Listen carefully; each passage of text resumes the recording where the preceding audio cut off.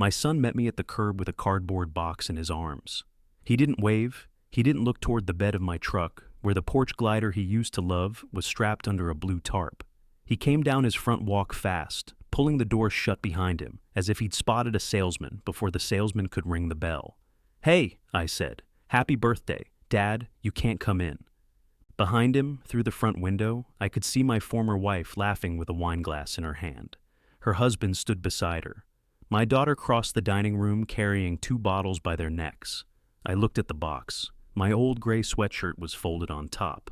Under it sat the blue enamel mug Owen had given me for Father's Day, back when he still gave me things that were supposed to stay in his house.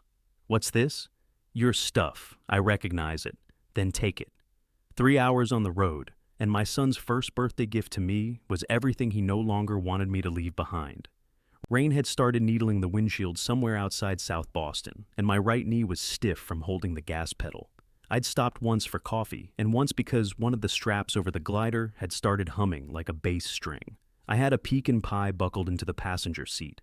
Owen had asked for one 2 weeks earlier. At 7:30 that morning, I'd texted, leaving around 10. "Need anything else?" He had sent back, "Just yourself. Drive safe." It was still right there on my phone. "Owen," I said, "you invited me. I know what I said. That makes one of us." His jaw tightened. He had Elaine's jaw when he was angry, although nobody in the family was foolish enough to tell him that. He was wearing a dark green shirt with the sleeves rolled twice, the same way I rolled mine. There were people in his house waiting to celebrate him, and he was standing 10 feet from me, looking like I had delivered a body. "Can we not do the smart remarks?" he said. "I thought that one was pretty ordinary." "Dad?" "All right." I shut off the truck. The wipers stopped halfway across the glass. For some reason, that bothered me. I reached in and turned the key just enough to let them finish. Owen shifted the box against his stomach. "I'm trying to handle this privately. You came outside holding my belongings. Because I'm not humiliating you in front of everybody. That's considerate." He glanced toward the house. A shadow moved behind the curtain, then disappeared. I wondered how many people had watched him come out. "Where's Melissa?" I asked. His eyes came back to me. There it was. Whatever this was really about, I had finally put my hand on it. "Don't," he said. "Is she inside?" "You know she's not." "No, I don't." She left. The rain was light enough that neither of us could justify moving, and steady enough to darken the shoulders of his shirt. A drop hung from his left eyebrow. He didn't wipe it away. Left the party? Left the house. I looked past him at the front door. Melissa had chosen its yellow paint, and spent 3 weekends deciding whether yellow made the brick look cheerful or cheap. Owen had complained about the samples until I told him the smart move was to nod at each one like a doctor considering x-rays. How long ago? 3 days. "I'm sorry, you're sorry, yes. You tell her she doesn't have to stay, and now you're sorry she left. I never told Melissa to leave you. You gave her permission. She's 40 years old. I don't give her permission. You know what I mean? I know what you're saying. That's not always the same thing." He let out a short laugh with no pleasure in it. This is exactly why you can't come in. You do this calm little routine where everybody else sounds crazy. I'm standing in the rain on your birthday with a box of my own things. You've always got a clean sentence ready. Not always. Sometimes I just have wet socks. That almost reached him. His mouth shifted before he stopped it. Owen had been a hard man to make laugh lately, but his body still remembered how. Then someone opened the front door. Elaine stood there in a cream-colored blouse, one hand on the knob. 12 years divorced, and she could still look at me in a way that made me check whether I had tracked mud into a room I hadn't entered.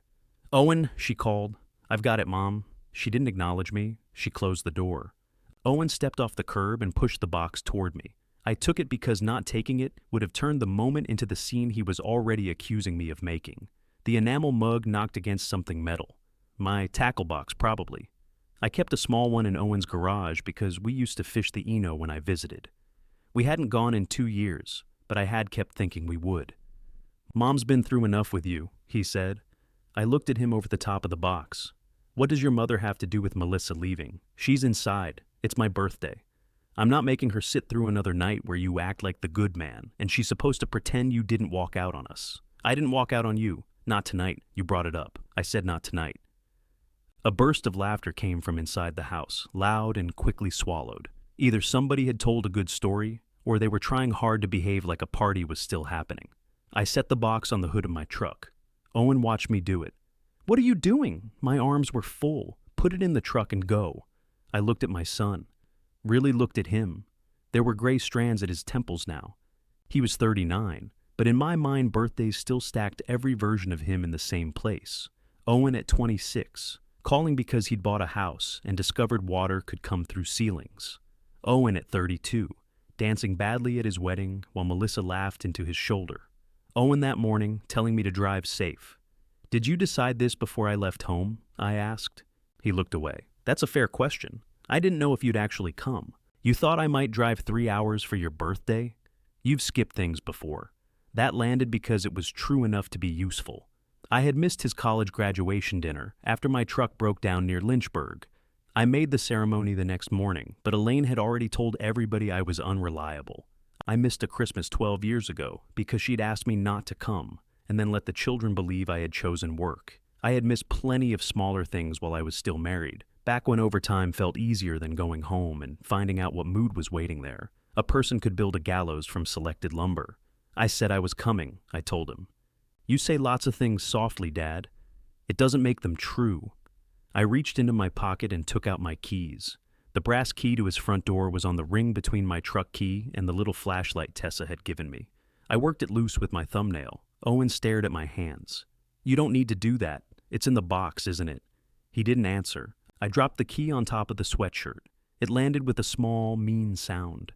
He looked toward the truck bed then, finally seeing the long shape under the tarp. "What's that?" "Nothing you need." "Dad?" "It's a porch glider. For us?" I restored it. His face changed. Not enough to save anything, but enough to show me the boy who used to fall asleep sideways on that glider during storms, his feet shoved against my leg. "You brought that all the way down here?" That was the general idea. You should have asked. That was Owen's gift. He could turn being given something into a charge against the giver before gratitude had time to embarrass him. "I'll keep it," I said. "I didn't say I don't want it. You said I can't come in, and you handed me a box. I'm not unloading furniture." He rubbed both hands over his face. "Why do you have to make everything so absolute?" I actually looked around to make sure there wasn't another father standing nearby. The front door opened again. This time, Tessa came halfway out. She had her mother's blonde hair and my unfortunate habit of lifting one shoulder when nervous. At 35, she still became busy when the rest of us became honest. "Hey, Dad," she said. "You made it." Owen turned on her. "Tess?" "What?" "I just said hello. I can see that." She looked at the box, then at me. "Maybe everybody should take a breath." "I've been breathing since Roanoke," I said. Her eyes flicked to Owen, asking him what kind of trouble my sentence was. "Tessa," I said, "did you know he was going to meet me outside?" I knew things were tense. "That isn't what I asked." She folded her arms against the rain. "Mom said Melissa left." Owen told me. "And given the conversation you had with her." "You knew?" I said. "I didn't know what he was going to do. But you knew I was driving down." Tessa looked at the wet pavement. Owen stepped between us, not physically blocking her so much as taking possession of the discussion. "Leave her out of it." She came outside. "Because you're turning this into a production." The pie was still buckled into the passenger seat. Through the window, I could see the brown paper bag beneath the glass dish and the neat fold I had made at the top.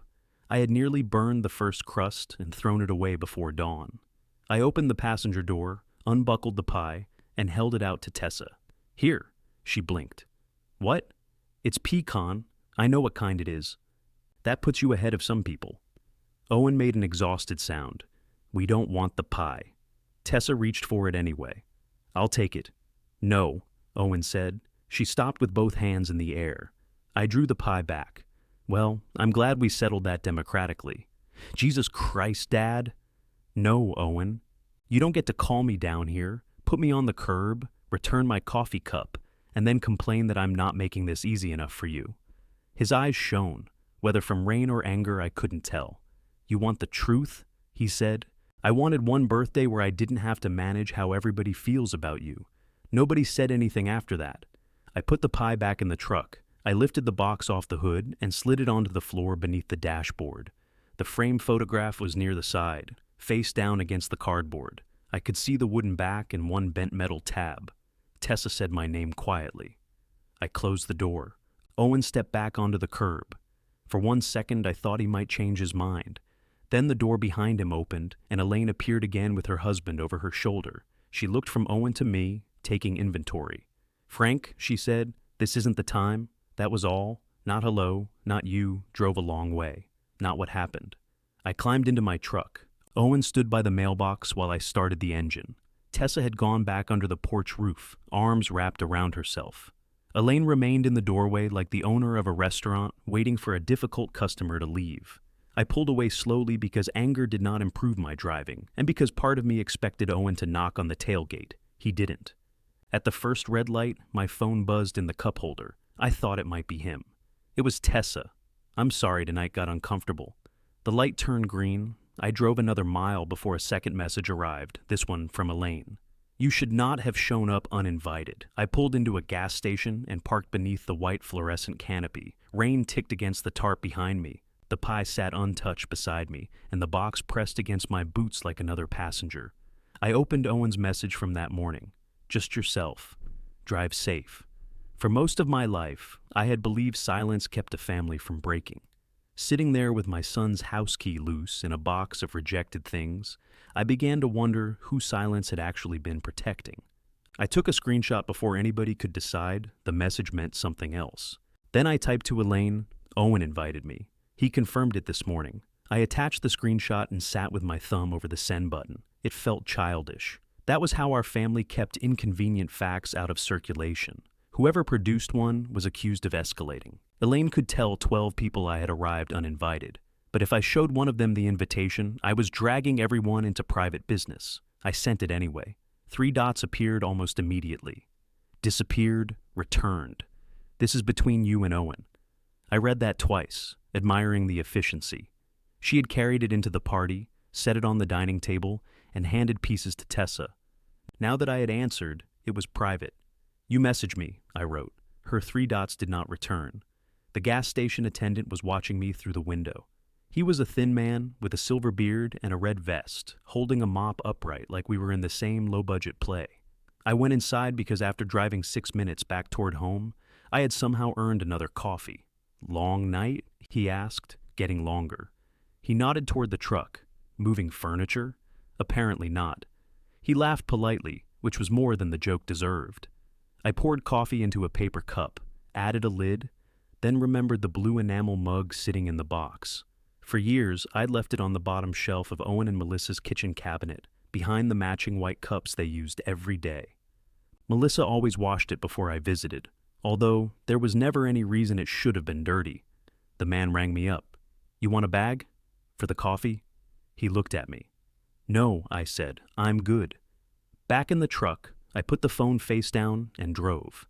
The rain thickened beyond Roxborough. Trucks threw sheets of water across my windshield, and every few miles I heard a dull knock from the glider. The straps were tight. I knew that. I still pulled off beneath an overpass and checked them with both hands. The tarp had collected water in a shallow pocket over the seat. I tipped it out. Cold water ran over my cuff. "You're welcome," I told the glider. I had bought it at an estate sale outside Salem in January. $25, 1 cracked arm, 6 rotten seat slats, and enough green paint on it to cover a lawn tractor. The woman selling it had asked whether I knew what I was doing. Occasionally, I'd said. It wasn't the glider from Owen's childhood. That one had rusted through years ago. I had hoped he wouldn't care about that distinction. I'd matched the old color from memory. A deep red Elaine had called barn paint, and Owen had called cherry. My phone rang inside the truck. "Owen." I stood beneath the overpass while traffic hissed past. I could have let it go to voicemail. Instead, I climbed in and answered. "Hello? Did you seriously send Mom a screenshot?" "She said I wasn't invited. You could have just told her." "I did." The screenshot was the part where she didn't have to trust my reputation. "You're unbelievable," he said. "Is that why you called?" "I called because Tess is crying. Mom's upset, and everybody wants to know what happened. Tell them." "I'm not discussing my marriage with a room full of people. You don't have to. Tell them you invited me and then sent me home. You're making it sound so simple. That part is simple. What did you want me to do, Dad? Let you sit across from Mom after what you said to Melissa? Your mother isn't married to Melissa. You know this isn't about that. No, Owen, I don't. Your wife left you, so you returned my tackle box. I'm still trying to follow the route. His breath came hard against the phone. She quoted you. I looked through the windshield at the red glow of taillights smearing across wet pavement. What did she quote? Don't. You called me. She said she was done apologizing just to end my silence. She said, you told her peace that depends on one person swallowing, everything isn't peace. I remembered the sentence. I wished I didn't, because hearing it in his voice made it sound prepared, like I had been waiting to hand Melissa a weapon. She asked what I thought, I said. You don't get to have thoughts about my marriage, then don't live it in front of me. That's rich. It probably is. You spent my whole life refusing to talk about your own marriage. Now you're an expert on mine? There are accusations that miss so badly you can dismiss them. The accurate ones stay where they land. I'm not an expert, I said. That doesn't mean I'm blind. You don't know anything. I know you didn't speak to her for most of the weekend. Because every time I tried, she wanted to fight. You asked her where the mustard was. What? Saturday at lunch. You asked where the mustard was. She answered. And those were the only words you said to her until Sunday morning. You were keeping track. You made it hard not to. A horn sounded behind me, although I was parked on the shoulder. The driver threw up one hand as he passed, angry that the highway contained other people. Owen lowered his voice. You had no right to get involved. Maybe not. Maybe. I should have talked to you sooner. You shouldn't have talked to her at all. She talked to me, and you loved that, didn't you? I sat straighter. Be careful. Finally, somebody came to you and said, I'm just like Mom. You got to be the wise, wounded man. You got to turn my wife against me without raising your voice. I never said you were like your mother. You didn't have to. That was the first thing he'd said that scared me. Not because I believed I had engineered his marriage, but because somewhere underneath all that anger, Owen already knew what he had become frightened him. I could hear him working to seal the knowledge back up. I told you Sunday morning that shutting Melissa out was cruel, I said. You gave me a 10-minute sermon while I was making eggs. It was 4 sentences. It felt longer. You threw the eggs in the trash. They were burned. They were not burned. He made a sound that might have been a laugh if we had been different people having a different conversation. I almost took the opening. I almost said something easy, asked if he wanted me to come back tomorrow, offered to meet for breakfast. That was my specialty, finding a loose board in the middle of a house fire and fixing it.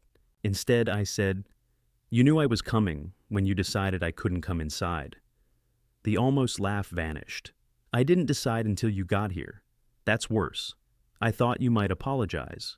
You expected me to apologize before I knew Melissa had left. I expected you to know what you did. I know what I said. I don't agree with what you've made it mean. Someone called Owen's name from inside his house. I heard Elaine, then her husband saying something I couldn't make out. I have people here, Owen said. Yes, you do. Are you going to call Melissa? No, promise me. I won't call her tonight. That's not what I asked. I'm not promising to never speak to your wife because you're angry. She may not be my wife much longer, thanks to you. No. The word came out sharper than I intended. Owen went quiet. You don't get to hand me that, I said. If your marriage ends, it won't be because of one conversation beside a dishwasher. You don't know that. Neither do you. He hung up. I sat there until the cab began to feel cold. Then I drove the rest of the way home without answering the next 2 calls. One was Tessa, the other was Elaine. My street was dry when I reached Roanoke, as if the storm had respected municipal boundaries. It was nearly 11.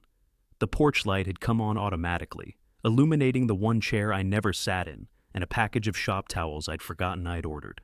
I carried in the pie first. There was no room for it in the refrigerator until I moved a pot of chili and threw out half a container of coleslaw.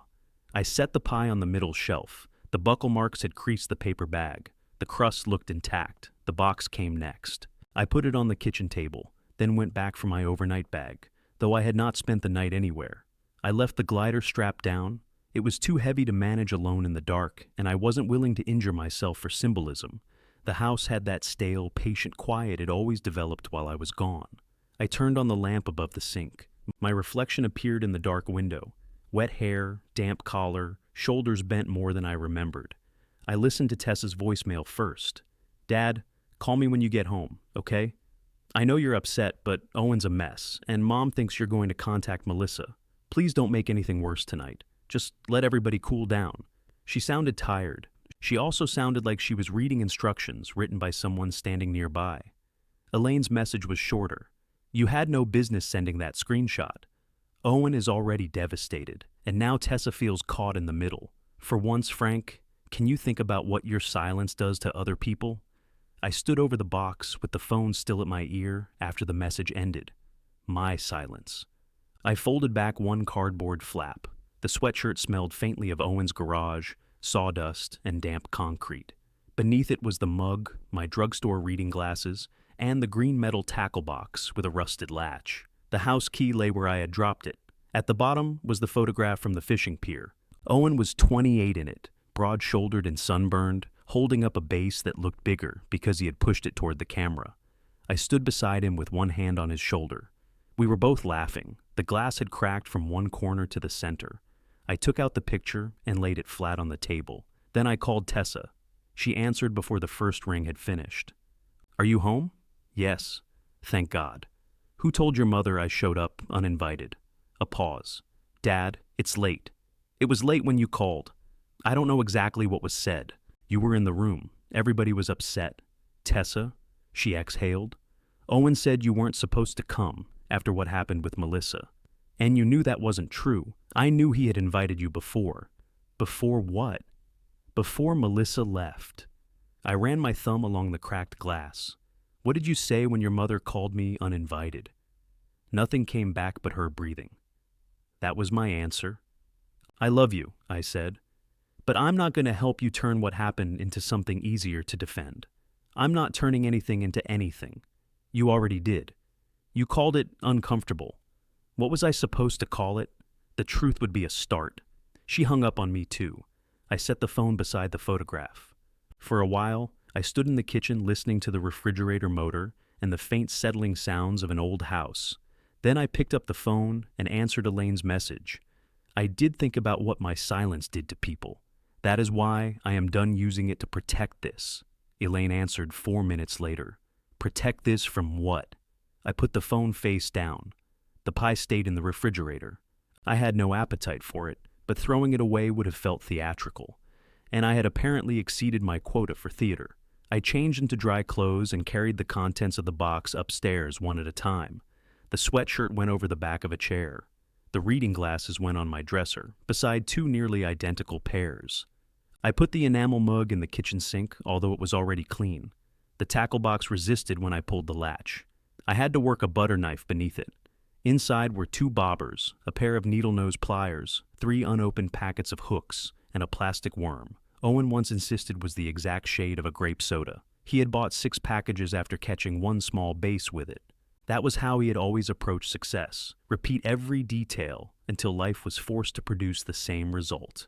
I closed the lid. The key and photograph stayed on the table. Upstairs, I lay awake listening for rain that never reached Roanoke. Around 1 a.m, my phone buzzed. I picked it up too quickly. Elaine again. Your need to prove a point is exactly why Owen is hurt. I started 3 answers and deleted all of them. At 7:15, somebody knocked hard enough to make me think a branch had hit the house. My neighbor Curtis Bell stood on the porch wearing plaid pajama pants, work boots, and a Virginia Tech sweatshirt with the sleeves cut off.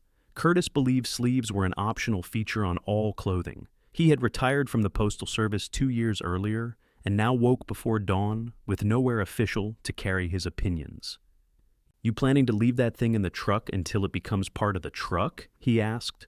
I looked past him. The glider sat beneath the tarp, still strapped down. I got in late. I heard you. You monitor the street now? I monitor anything that backs up 3 times trying to hit the same driveway. It was dark. Driveway didn't move. I stepped onto the porch.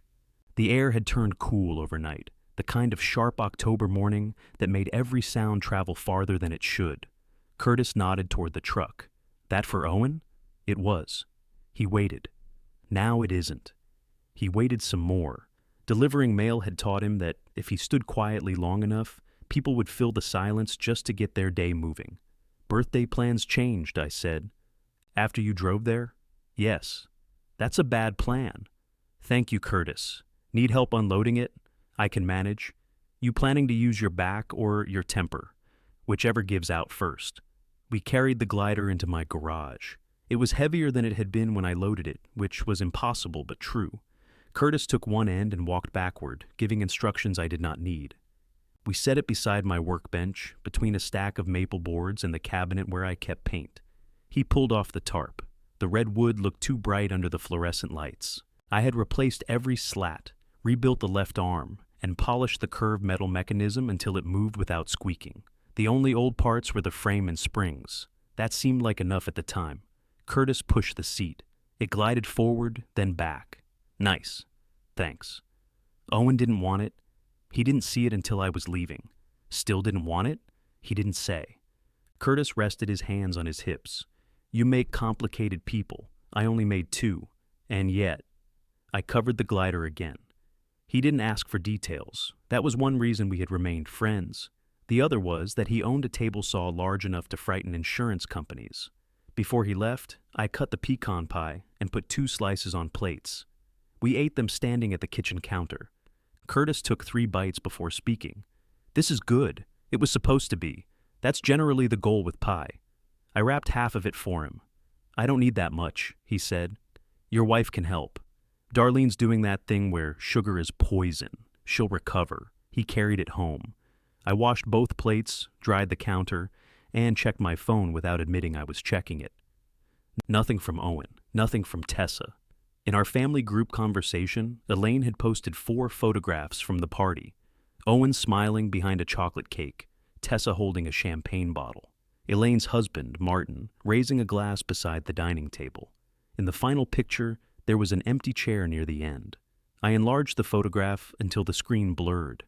I didn't know whether that chair had been intended for me or whether I needed it to have been. Elaine had written, "We made sure he felt loved." Tessa had added a red heart. I put the phone down, made coffee, and poured it into the blue enamel mug. It had a white chip along the rim that I didn't remember. When I lifted it, I saw Owen's handwriting on the bottom in permanent marker. Dad only. Hands off. Melissa had told me he wrote that after Elaine used it for tea and left the bag stuck inside.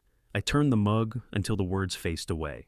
The day offered me several chances to call Owen. I resisted all of them badly. At 9, I nearly called to ask whether he had opened presents. At 11, I nearly sent a picture of the glider.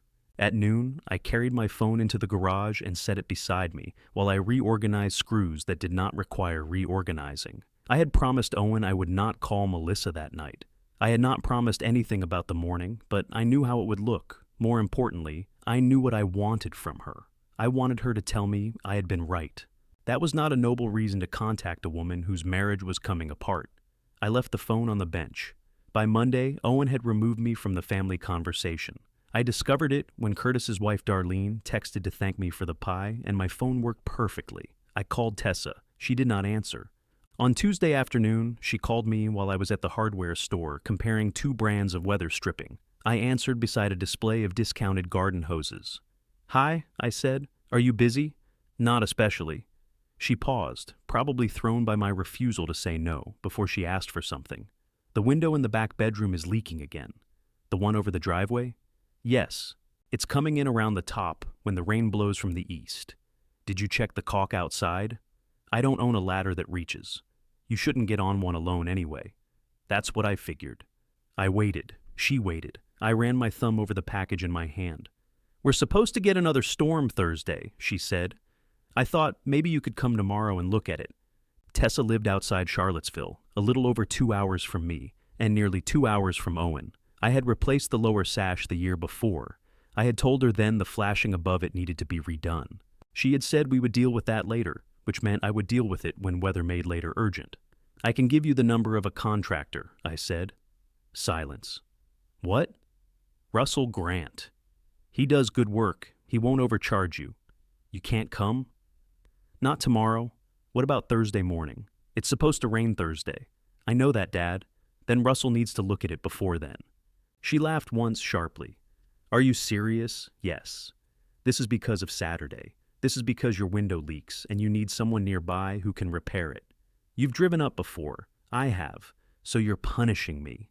A man in an orange apron came down the aisle, pushing a cart loaded with bags of bird seed. He glanced at me, heard my daughter's raised voice through the phone, and changed direction. "I'm not punishing you," I said. "Then help me." "I am. Get a pen. I don't want a contractor's number. I want my father to come fix the window like he said he would. I said the flashing would have to be repaired. I didn't say I would be on call for the next storm. You've always fixed things at my house. I know." Her voice softened. "Please don't do this." There it was. Not the leak, the real request. Return to normal. Drive 2 hours, climb the ladder, let her make coffee, and avoid speaking about the night she watched me get turned away. I leaned against the shelf of weather stripping. "I asked you one question?" "Saturday," I said. "I asked what you said when your mother claimed I was uninvited. Can we not start this again? We never finished it. Because there's nothing to finish. I stayed out of it. You stood there. What was I supposed to do? Call Owen a liar at his own birthday? You could have said I had been invited. That would have made everything worse. For who? For everyone. Not for me." Another pause. When Tessa spoke again, she sounded less like Elaine and more like herself. That made it hurt. "You always do this," she said. "You disappear, and then you act shocked that the rest of us learn to survive without you. I'm not disappearing. You're refusing to come, to fix a window. It's not about the window, and you know it." "No," I said. "It isn't." She breathed in, held it, let it out. "Send me the number." I read it to her twice. She did not write it down the first time because she was crying and pretending she wasn't. Before she hung up, she said, "Mom told me you had already left when she said you weren't invited. She texted me while I was at a gas station. Did you need to send her proof?" "Apparently." "You made her look like a liar." "I didn't write her message. That's not what I mean." "I know." After the call, I stood in the aisle long enough for the employee with the bird seed to circle back. "Finding everything all right?" he asked. "No, but I don't believe you stock it." He gave me the careful smile people use around men talking to themselves and left. I bought the weather stripping, though I no longer remembered what I had planned to use it for. Russell called that evening. "Your daughter gave me your number," he said. "Hope that's all right. Wanted to confirm what you'd done around that window before I tear into anything." I described the sash, the old flashing, and the soft section of trim near the upper right corner. He said he could get there Wednesday afternoon. "She mentioned you usually handle this stuff," he added. "I usually have." "Well, I'll take care of it. Thank you." After we hung up, I checked the family conversation out of habit and remembered I was no longer in it. The phone rang again. The number was from Durham, but it wasn't Owen's. I knew who it was before I answered. "Frank?" Melissa said. Her voice sounded careful and far away. "Yes. I heard you drove down for the party." I sat at the kitchen table, beside the cracked photograph. "I did. I'm sorry." "You don't owe me that." "Yes," she said. "I think I owe you something. Because Owen is telling everyone I left because of you." I looked at the box on the floor and waited. "I didn't," she said, "and I need you to hear that from me." "Where are you?" I asked. "Not with anyone you need to call." I wasn't going to call anybody. "I know. That came out wrong." She took a breath. "I'm staying with my friend Celia. She has a finished room over her garage. It smells like cedar and has a shower designed for a person about 5 feet tall, but it's fine." "You're safe?" "Yes." "Do you need anything?" "No, Frank." The answer came gently, which was worse than if she had snapped. "I'm sorry," I said. That's my first question when I don't know what else to say. "I know. You look for the leaking window."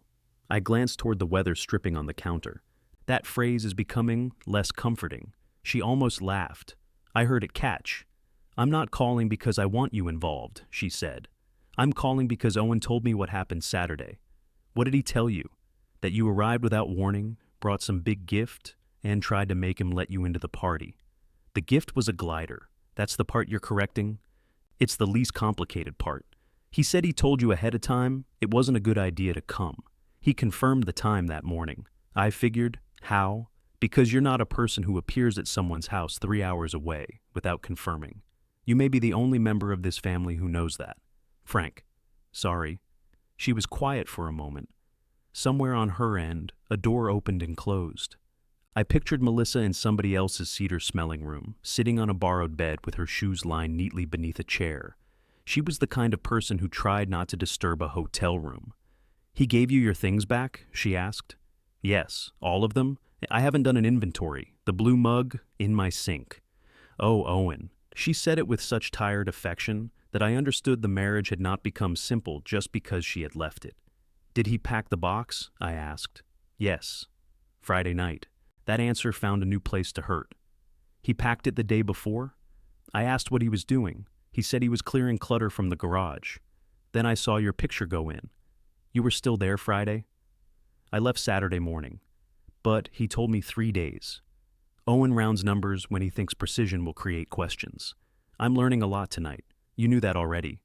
She was right. I knew Owen gave the emotional version of a fact first and waited to see whether anyone required the other kind. Why did you leave? I asked. I'm not going to give you the entire case against your son. I didn't ask for a case. You want a clean reason? I'd settle for an honest one. She breathed out slowly. I left because I had spent 4 days moving around my own house like a tenant whose landlord was mad at her. The argument had started over a dinner invitation. Melissa had agreed they would attend a retirement dinner for one of her former supervisors. Owen later scheduled a weekend golf trip with friends for the same date. When she refused to cancel the dinner and cover for him, he called her controlling. Then he stopped speaking to her, except when other people were present. At first I kept asking if we could talk, she said. Then I apologized for raising my voice, even though I hadn't raised it. I offered to skip the dinner. Thursday night, I caught myself standing outside the bathroom, rehearsing how to ask if he wanted clean towels. Melissa. I know how it sounds. Yes. That's why I said your name. Friday morning, he made coffee for himself and put the empty pot back. That was the moment. The coffee. It wasn't the coffee. It never is. She let that sit between us. On my last visit, I had found her standing at the open dishwasher after Owen left to get groceries. She kept taking out the same clean plate, wiping it with a towel, and putting it on the counter. I had asked whether the dishwasher was acting up. She had said, no, just me.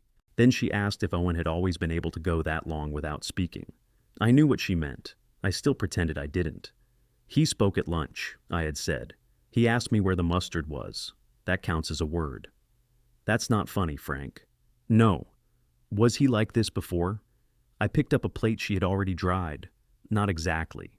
She closed the dishwasher harder than necessary. What does that mean? It meant Owen had learned young that silence could be both injury and alibi. Elaine used it in short, freezing bursts. I used it in long withdrawals I called keeping the peace. One of us made a room unbearable. The other escaped it and felt virtuous for not shouting. I hadn't told Melissa all of that. I had said, being the calmer person doesn't mean you have to accept whatever the louder person decides. She looked at me then as if I had opened a door and refused to say what was behind it. Now, on the phone, she said, I had packed a bag before you, and I talked. I didn't know that. I put it in my trunk Thursday afternoon. Then I brought it back in because Owen asked if I wanted Thai food.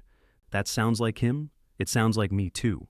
What does? Taking one ordinary kindness as proof that everything ugly before, it was a misunderstanding. I moved the photograph away from the edge of the table. So, our conversation didn't make you leave, I said. No. But it mattered. Yes. I waited for the relief I had expected. It did not come. Melissa continued.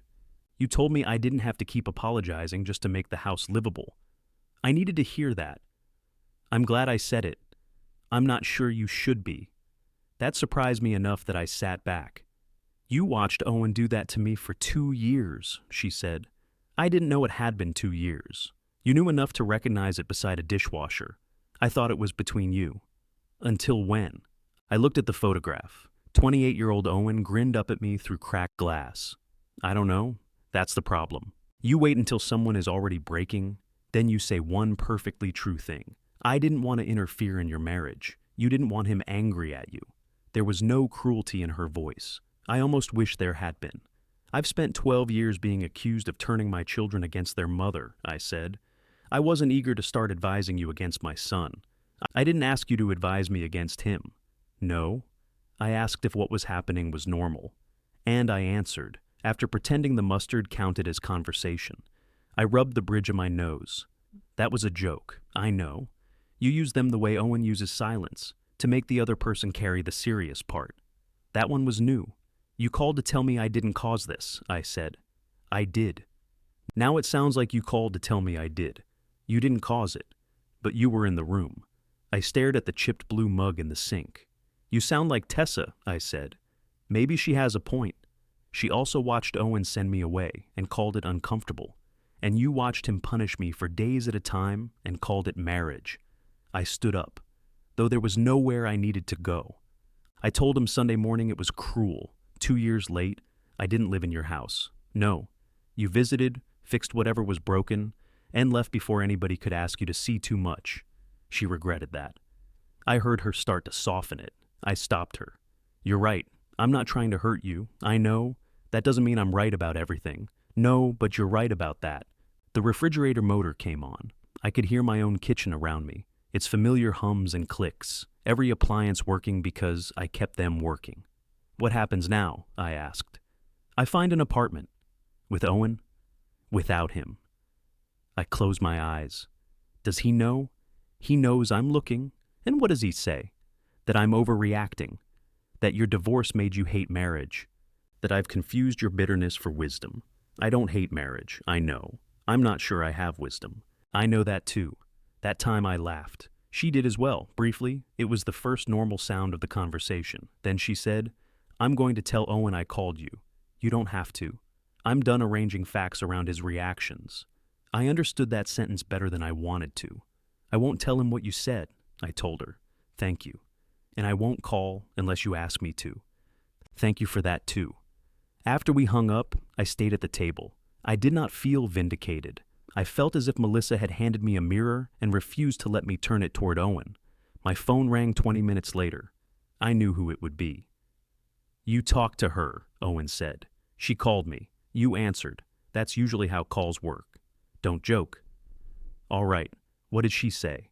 That's between Melissa and me. She's my wife. She still gets to have a private conversation, not with my father. I'm also a person, Owen. Oh, now you're offended? No.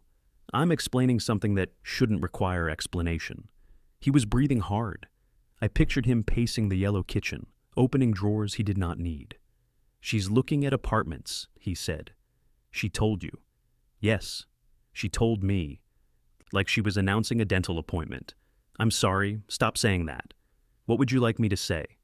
Tell her you overstepped. Did I? You admitted you did. I said I should have spoken to you sooner. That's not the same thing? No. He went quiet. I waited without rescuing him from it. Call her back, he said. Tell her you were projecting your marriage onto ours. Tell her Mom and I aren't the same. You aren't. Then tell her. But you're using some of the same behavior. His voice dropped. You really have chosen her. I haven't chosen anyone. Don't give me that calm garbage. I'm choosing not to lie for you. The line went dead. A second later, a message appeared. Do not contact me again. I read it until the screen dimmed, then placed the phone beside the cracked photograph. For the first time since Saturday, I did exactly what my son asked. Obeying him was easy for the first few hours. It was after sunrise that the work began. I woke before 6, reached for my phone, and remembered there was nobody I was allowed to call. Owen and I had spoken most Sunday mornings for years, sometimes for 3 minutes, sometimes for 40. He usually called while walking through a home improvement store and expected me to identify objects by descriptions like the silver thing with the teeth. I made coffee in the blue mug. The chip in the rim found my lip every time. By the third cup, I had learned to turn the handle slightly to the left. At 9, I carried the cracked photograph into my workshop. I removed the bent tabs, lifted out the backing, and separated the picture from the broken glass. There was a pale square on the wall in Owen's garage where the frame had hung. I had noticed it during my last visit and assumed Melissa was repainting. He had already taken the photograph down before she left. I cut a new piece of glass, cleaned it, and put the frame back together. The repair took 12 minutes. I spent the next hour holding a tape measure beside the glider and pretending I had questions about dimensions I already knew. Curtis appeared at the open garage door around 10. This time, he had sleeves. Darlene wants to know if you're watching the game with us. I have a television. She's aware. She thinks you're going to sit in here and sand something until your lungs turn into furniture. I wear a mask. I'll tell her you said no. I didn't say no. You were building toward it. He walked over to the glider and pulled off the tarp without permission.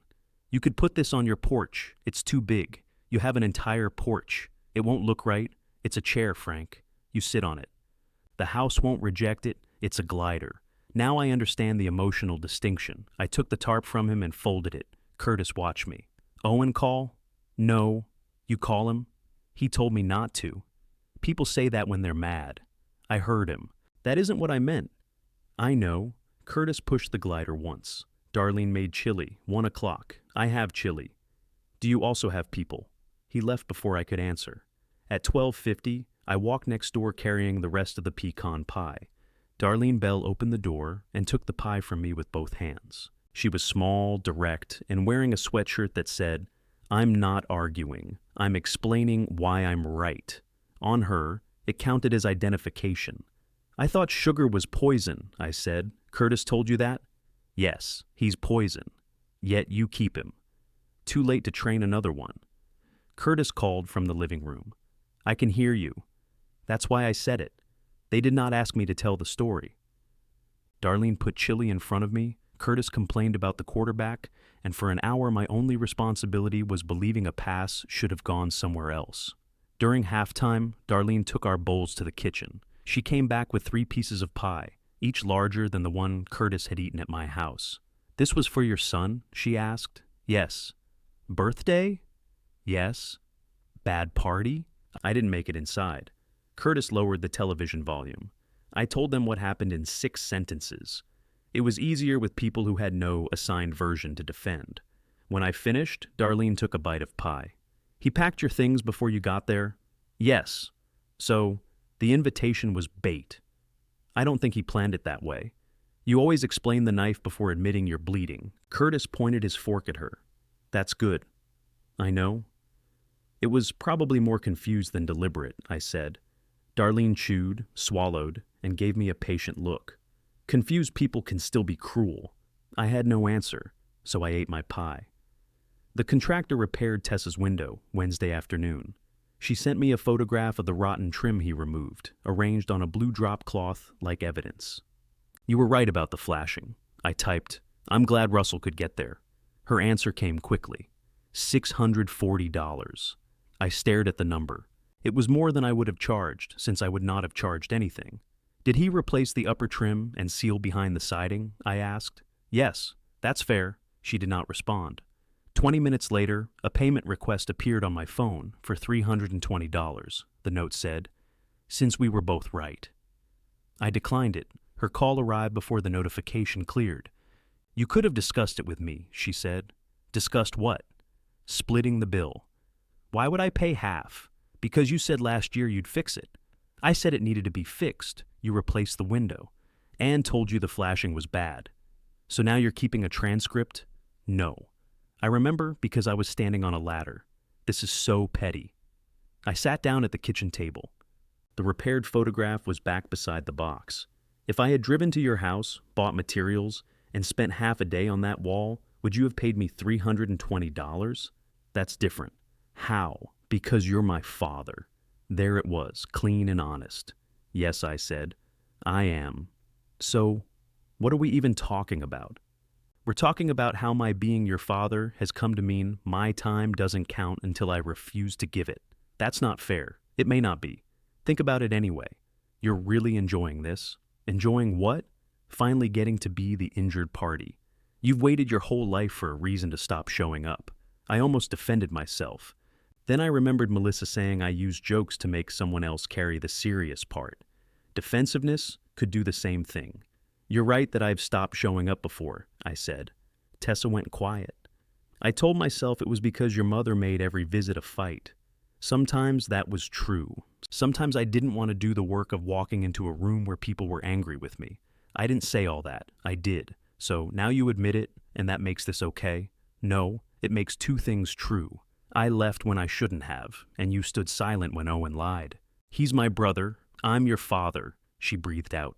You keep saying that like it should win. It shouldn't have to. The call ended more quietly than the others. She did not apologize, and neither did I. The payment requests expired unanswered. On Friday evening, my older sister Brenda called from Knoxville. We spoke every few months, usually when one of us remembered a relative had a birthday. Elaine called me, she said. That must have been a pleasant surprise. She says you're trying to break up Owen's marriage. She's ambitious on my behalf. What happened? I gave her the same plain account I had given Curtis and Darlene. Brenda listened without interrupting, which was not her usual method of listening. When I finished, she asked, "Do you still have the text?" "Yes." "Send it to me." "Why?" "Because Elaine told me you claimed there was a text, but wouldn't show anyone." I laughed before I could stop myself. "What?" Brenda said. I showed it to her. She said I had no business sending it. "Send it to me." I did. Brenda received it while we were still on the phone. "Well, that's fairly clear. Apparently clarity is aggressive. She told me you were harassing Melissa. Melissa called me once. We spoke once. Did you tell Owen that? He knows. And he still put you out?" "Yes." Brenda went silent again. I could hear her husband, Paul, asking where they kept the batteries. She shouted, "Where batteries live," and returned to me. "You've let Elaine tell stories about you for years," she said. "I wasn't going to spend my life correcting her, so you let everybody else spend theirs believing her. That isn't the same. It is to the people hearing it." I looked out the kitchen window at my dark backyard. "Did you believe her?" I asked. "Sometimes." The honesty stung more than a denial would have. "She always had details," Brenda continued. "You just said you didn't want to talk about it. Details beat dignity, Frank. I thought refusing to fight made me look reasonable. It made you look absent." That word again. "I'm not asking you to take my side," I said. "I know. That's another annoying thing you do. You make people choose without admitting there's a choice. What do you think I should do? About Owen? Nothing tonight. That seems popular. About the story? Stop acting like the truth becomes cheap if you say it out loud." After we hung up, I sent Brenda no additional evidence. There was none she needed. The next morning, I uncovered the glider and loaded it into the truck. I told myself I was moving it to Curtis's shed because I needed the garage space.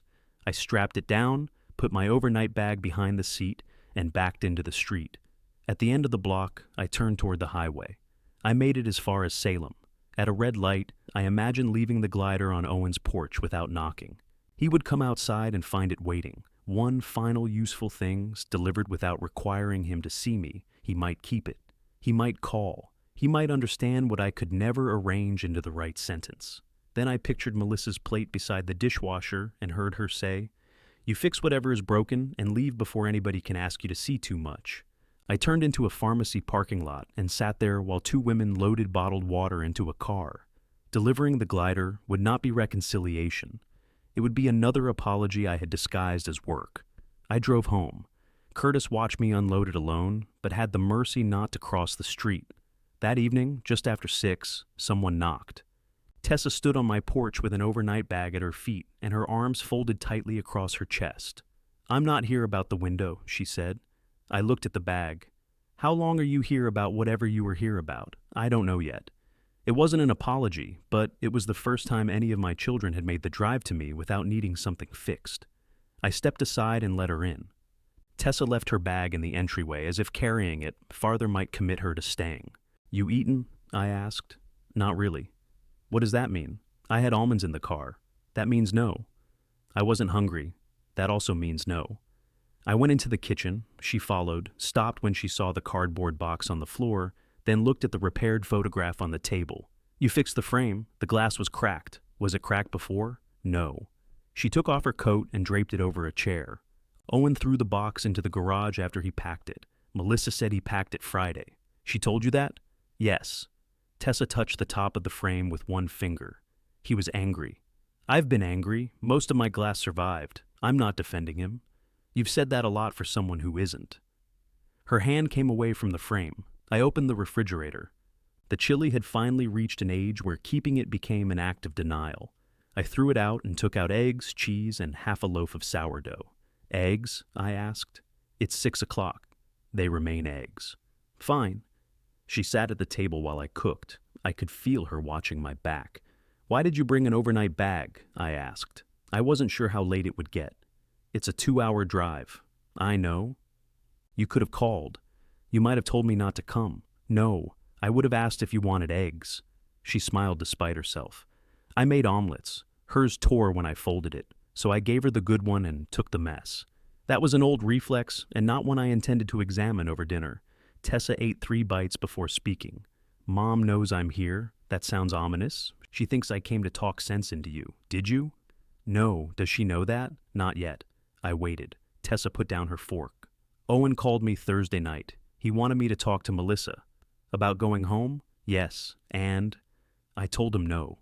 I took a bite of egg that needed salt. He said you had already chosen her side, Tessa continued. Then he asked whose side I was on.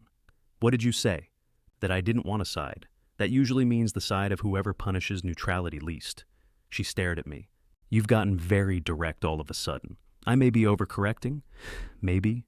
I passed her the salt. She seasoned her eggs more aggressively than necessary. Melissa won't answer my calls. Did you call for her or for Owen? I wanted to make sure she was okay. And then I was going to listen.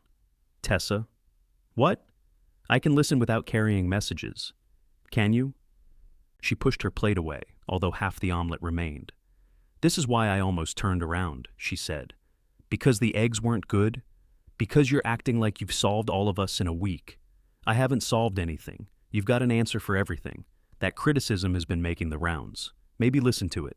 I am. No, you're collecting it. There's a difference. I put my fork down. She looked exhausted. Not road tired, family tired. I knew that look because I had spent years wearing it and calling myself patient. All right, I said. Why are you here? I don't know. That's allowed. Is it? It will have to be. She looked toward the dark kitchen window.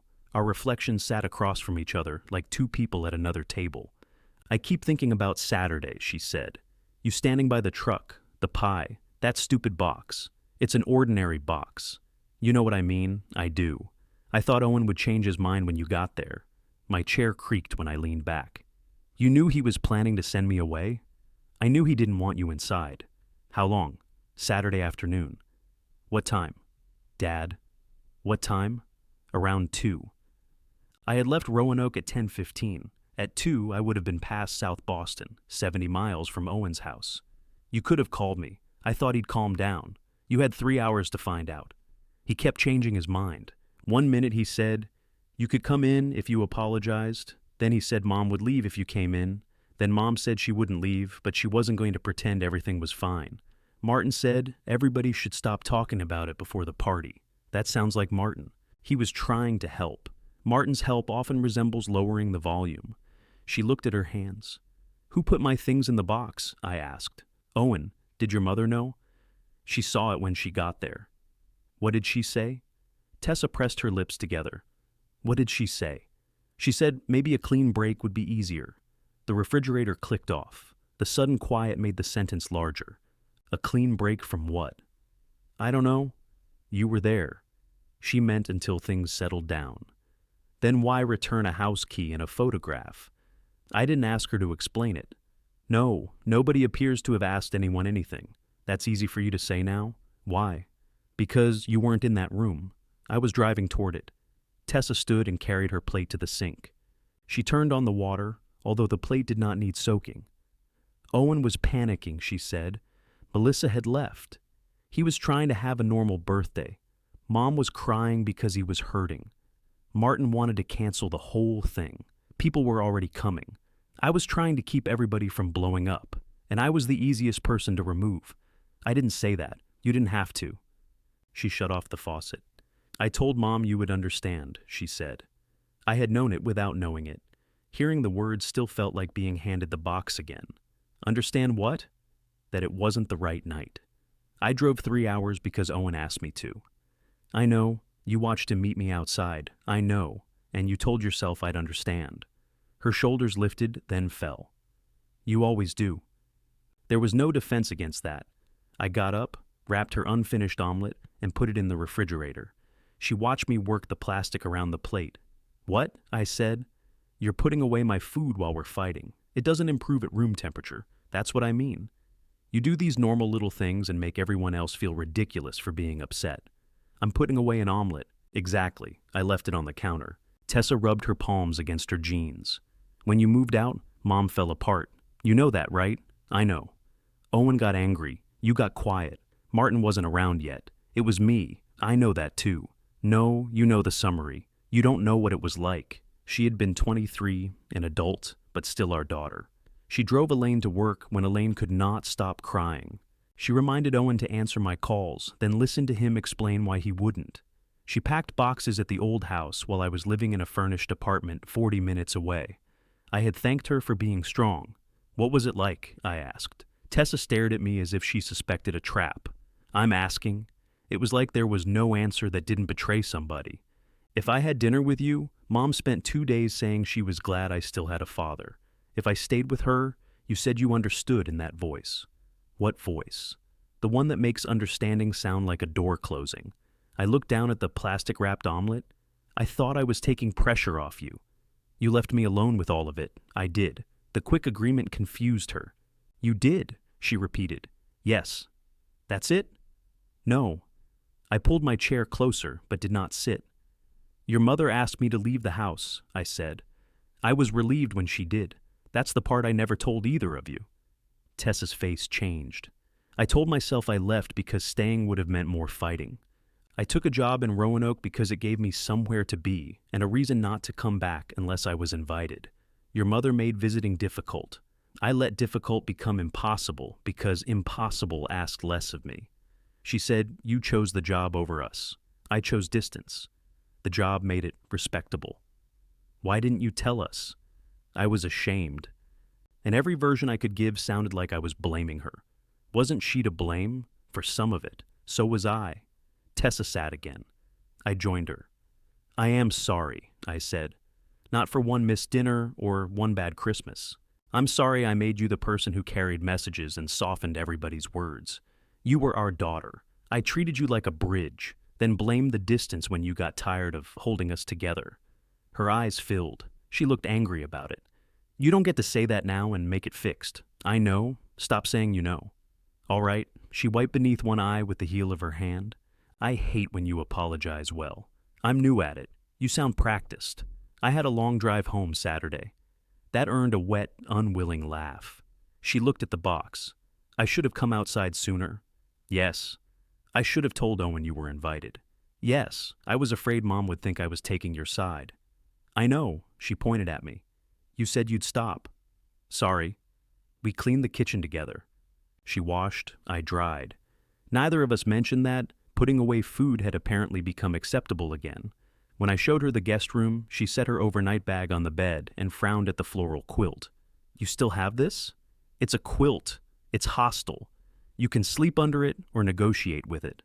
At midnight, I heard her phone ringing through the wall. Once, then again. In the morning, she stood at the kitchen counter in one of my old college sweatshirts, listening to a voicemail. Owen? I asked. She nodded. What does he want? To know if I'm here. Are you going to tell him? Yes. She called him back while the coffee brewed. I'm at Dad's, she said. Even from across the kitchen, I heard Owen's voice rise. Tessa closed her eyes. No, she said. He didn't ask me to come. Another burst from the phone. I'm not reporting back on him, Owen. She listened, her mouth tightening. Then she said the sentence I had never given her permission to say, because it had never occurred to me she needed permission. I'm not standing in the middle anymore. She ended the call and set the phone down with shaking hands. Neither of us pretended it hadn't cost her. I poured coffee into the blue mug and pushed it toward her. Tessa looked at the writing on the bottom before she took it. Dad only, she said. I'm making an exception. He'll be furious. He returned it. That doesn't mean he stopped believing it was his to control. I poured mine into a plain white cup. She stood with both hands wrapped around the mug. He said, I chose you. I heard. I didn't choose you. I know. She gave me a warning look. I'm sorry. What I mean is, visiting your father should not require a declaration of loyalty. That's not how he sees it. No, Mom won't either. Probably not. Tessa took a sip and made a face. This is terrible. It's coffee. It's hot brown water with a troubled past. You drank the good beans yesterday. She opened a cabinet and found the small canister of ground coffee I kept for emergencies, although the emergency was usually a guest with standards. She started another pot while I scrambled eggs. We moved around each other carefully, not because the kitchen was small, but because the conversation still was. Are you going to call Owen? She asked. He told me not to contact him. He says things when he's angry. So does everybody. We're still responsible for the words. He's waiting for you to prove you care, by ignoring what he asked for, by fighting for him. I slid eggs onto 2 plates. Your brother met me outside with a box. I was there. He packed it the night before and let me drive down. Then he said not to call him again. I know. I care about Owen. I'm not going to demonstrate it by teaching him none of his choices count. Tessa carried the plates to the table. He'd say you're using boundaries as an excuse to leave. He might be right someday. That doesn't make him right today. We ate without speaking for a while. The second pot of coffee was much better. Tessa poured me a cup, as if conceding I should be allowed to taste it. What did he say after you told him you weren't in the middle? I asked. That there wouldn't be a middle if you hadn't created one. Efficient, he said Melissa had called him. She signed a 6-month lease yesterday. I set down my fork. Where? She didn't tell him the address. She's still at Celia's? I don't know. Tessa watched my face. You really aren't talking to her? She asked me not to call unless she called first. And you listened to her. Yes. But when Owen asks you not to call, you treat it like a moral test. I listen to him too. You know what I mean. I do. You want me to decide which of them meant what they said. Don't you always have to do that with people? No. Sometimes you can let them tell you again. She leaned back. That sounds lonely. It is. Her expression changed, but I did not want pity to take over the room. Pity was another way families escape the thing being said. I took our plates to the sink. You want to see the glider? I asked. She followed me into the garage. When I pulled away the tarp, she ran her hand over the red slats. Oh, that's a powerful review. You match the color. Close enough. No, this is it. The old one was darker, not in my head. She sat and pushed off with her feet. The mechanism moved smoothly beneath her. Owen used to fall asleep on this, she said. On the original, he took up the whole thing. He believed furniture expanded according to his needs. You always made me wake him up. You were easier to manipulate. She smiled. He'd love this. I think he would. Then why not give it to him? He didn't want me in his house. The glider isn't you. That was the problem. She stopped moving. I sat on the edge of the workbench. I almost took it down yesterday. To Durham? I made it to Salem. Tessa stared at me, then laughed. I'm glad my breakdown is entertaining. Salem is 20 minutes away. Traffic was light. You packed an overnight bag to drive 20 minutes? I was preparing for possibilities. You are the strangest dramatic person I know. I turned around. Why? Because leaving it on his porch would have been easier than asking him to take responsibility for what he did. She considered that. Or it would have been kind, she said. Those aren't mutually exclusive. No, but you're treating every nice thing you do like evidence of a disease. I'm recalibrating. You're overcorrecting. I warned you. She started the glider moving again. You know Owen didn't become this alone. I know. I don't just mean Mom. I know that too. You two are exhausting. That may be our most successful collaboration. Her smile faded. I used to tell him to call you, she said, after you moved. He'd say you could call him, and I'd say you probably didn't want to bother him. Then I'd call you and say he was busy. I remember. I thought I was protecting both of you? From what? Finding out the other one could live without you. The glider slowed. I picked up a clean rag from the bench and folded it, though it did not need folding. Could you? She asked. Could I what? Live without us? The correct fatherly answer arrived immediately. Of course not. Never. You were everything. The true answer took longer.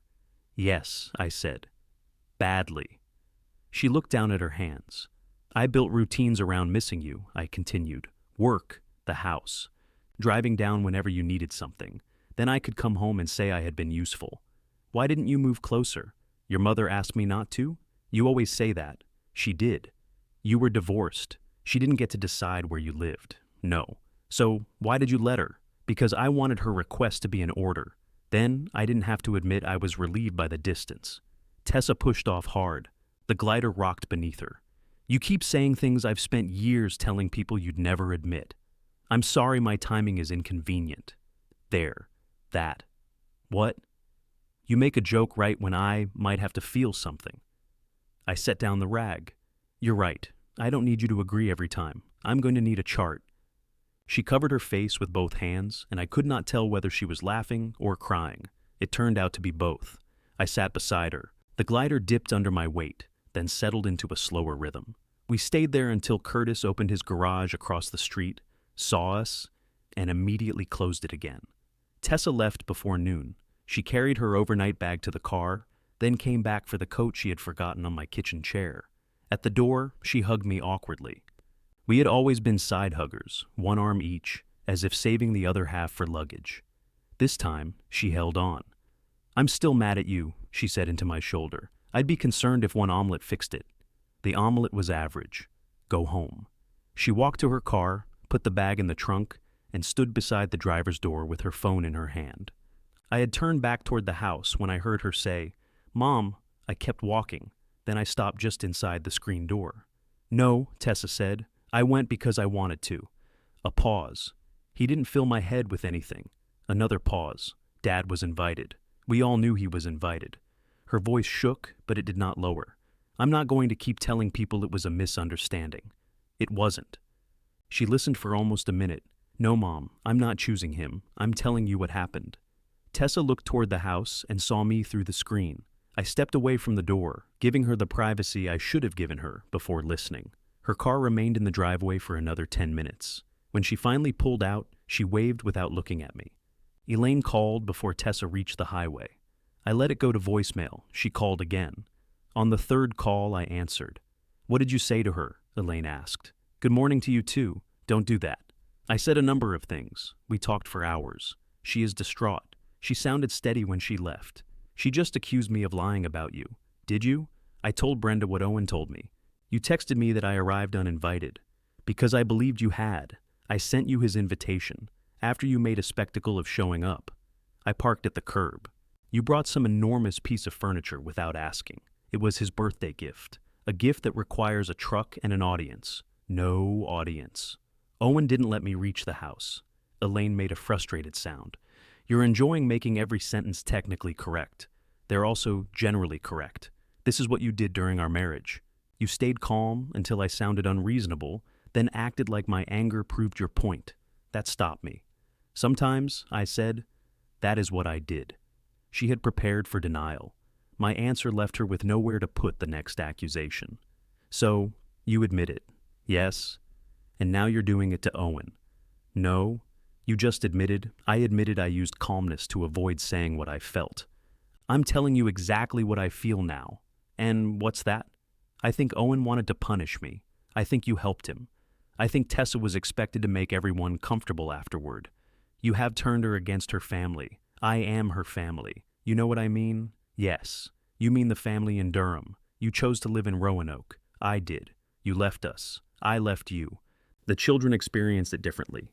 They were adults. They were still our children. Yes." The word came out quietly. Elaine heard what was in it. So did I. For a moment, neither of us spoke. Then she said, "Apologize to Owen." For what? For interfering. For ruining his birthday. For dragging Tessa into this. I didn't ruin the party. You posted photographs. That was for him. Everything appears to be. He is losing his wife, and that is painful. It does not make his version of Saturday true. If you would just tell him you overstepped, he could begin fixing things with Melissa. I'm not the loose screw in their marriage. You always have to have the last word. You called me. She hung up. I set the phone on the porch railing and went inside. For the rest of the afternoon, nobody contacted me. The silence felt different now, less like exile, more like the pause after someone says something the room can no longer pretend it did not hear. At 5:30, Martin called. I almost did not answer. In 12 years, he and I had spoken alone perhaps 6 times, mostly about where to park at family dinners. "Frank," he said. Elaine took her suitcase. I looked toward the empty street. "Where is she going? I assumed you knew." As if summoned by the question, headlights turned into my driveway. Elaine's car stopped behind my truck. "I do now," I said. "You still there?" Martin asked. "Yes." "Is she alone?" "She appears to be." He exhaled. "She said she was getting a hotel, but she left angry." "Did you two fight?" We disagreed about whether driving 3 hours to continue an argument was wise. I assume she disagreed. "You remember her?" Elaine got out of the car. She opened the back door and pulled out a small rolling suitcase. "She has luggage," I said. "She doesn't like hotel shampoo." That was such a Martin answer that I nearly laughed. "Is she staying here?" he asked. "I don't believe either of us has made that mistake yet. Call me if she needs anything.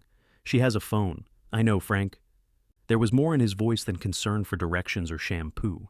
He was asking me not to punish him for marrying my former wife. Not tonight. I'll tell her you called, I said. Probably best not to. Elaine reached the porch. I have to go, I figured. I ended the call as she picked up my phone from the railing. You leave this outside now? She asked. I knew who had it. She handed it to me. Was that Martin? Yes. Of course. He was concerned. He's being dramatic. I looked at the suitcase. This is an overnight bag. Adults use them when they don't want to drive 6 hours in one day. Tessa called it a 2-hour drive. Tessa speeds. That tracks. Elaine looked older than she had through Owen's front window. That sounds cruel, but I don't mean it cruelly. Distance had preserved her as a cream blouse and a wine glass. Up close, I could see the fine lines around her mouth, the gray she had stopped coloring near her temples, and the small brown spot beside her left eye that had appeared during our last years together. She had changed her clothes, dark slacks, blue sweater, flat shoes. Her earrings did not match. Elaine never wore mismatched earrings. You letting me in? She asked. I haven't been told whether that's appropriate. Frank.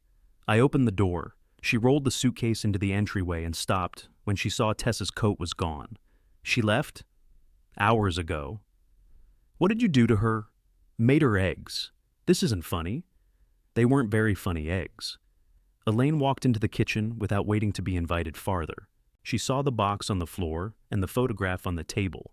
That's the picture from the pier, yes. Owen had that in his garage. It was in the box. Her eyes moved over the repaired frame. Did he break it? I don't know. You always say that when you think you know, but don't want to be accused of accusing. Then let me improve. It wasn't broken when it hung on his wall. She folded her arms. You've made your point. I haven't said anything. You put the box where everyone can see it. Who is everyone? Curtis? You knew Tessa was coming. I did not, but you left it here. It's my kitchen. She glanced around as if checking whether that remained true. My house had always made Elaine uneasy. It was not the home we had shared, and that offended her in a way she would never have admitted. The furniture was plainer, the walls were white. There were no decorative pillows requiring removal before a person could sit down. You want coffee? I asked. At 6 o'clock? Tea? Do you have any? No. She sat at the table. Water. I poured 2 glasses. When I set hers down, she looked at the blue mug in the sink. He gave that to you. Yes. He used to get angry when I drank from it. So I've heard. He was 24. I didn't know there was an age limit on mug possession. She looked at me over the water glass. He loved you. The past tense was deliberate.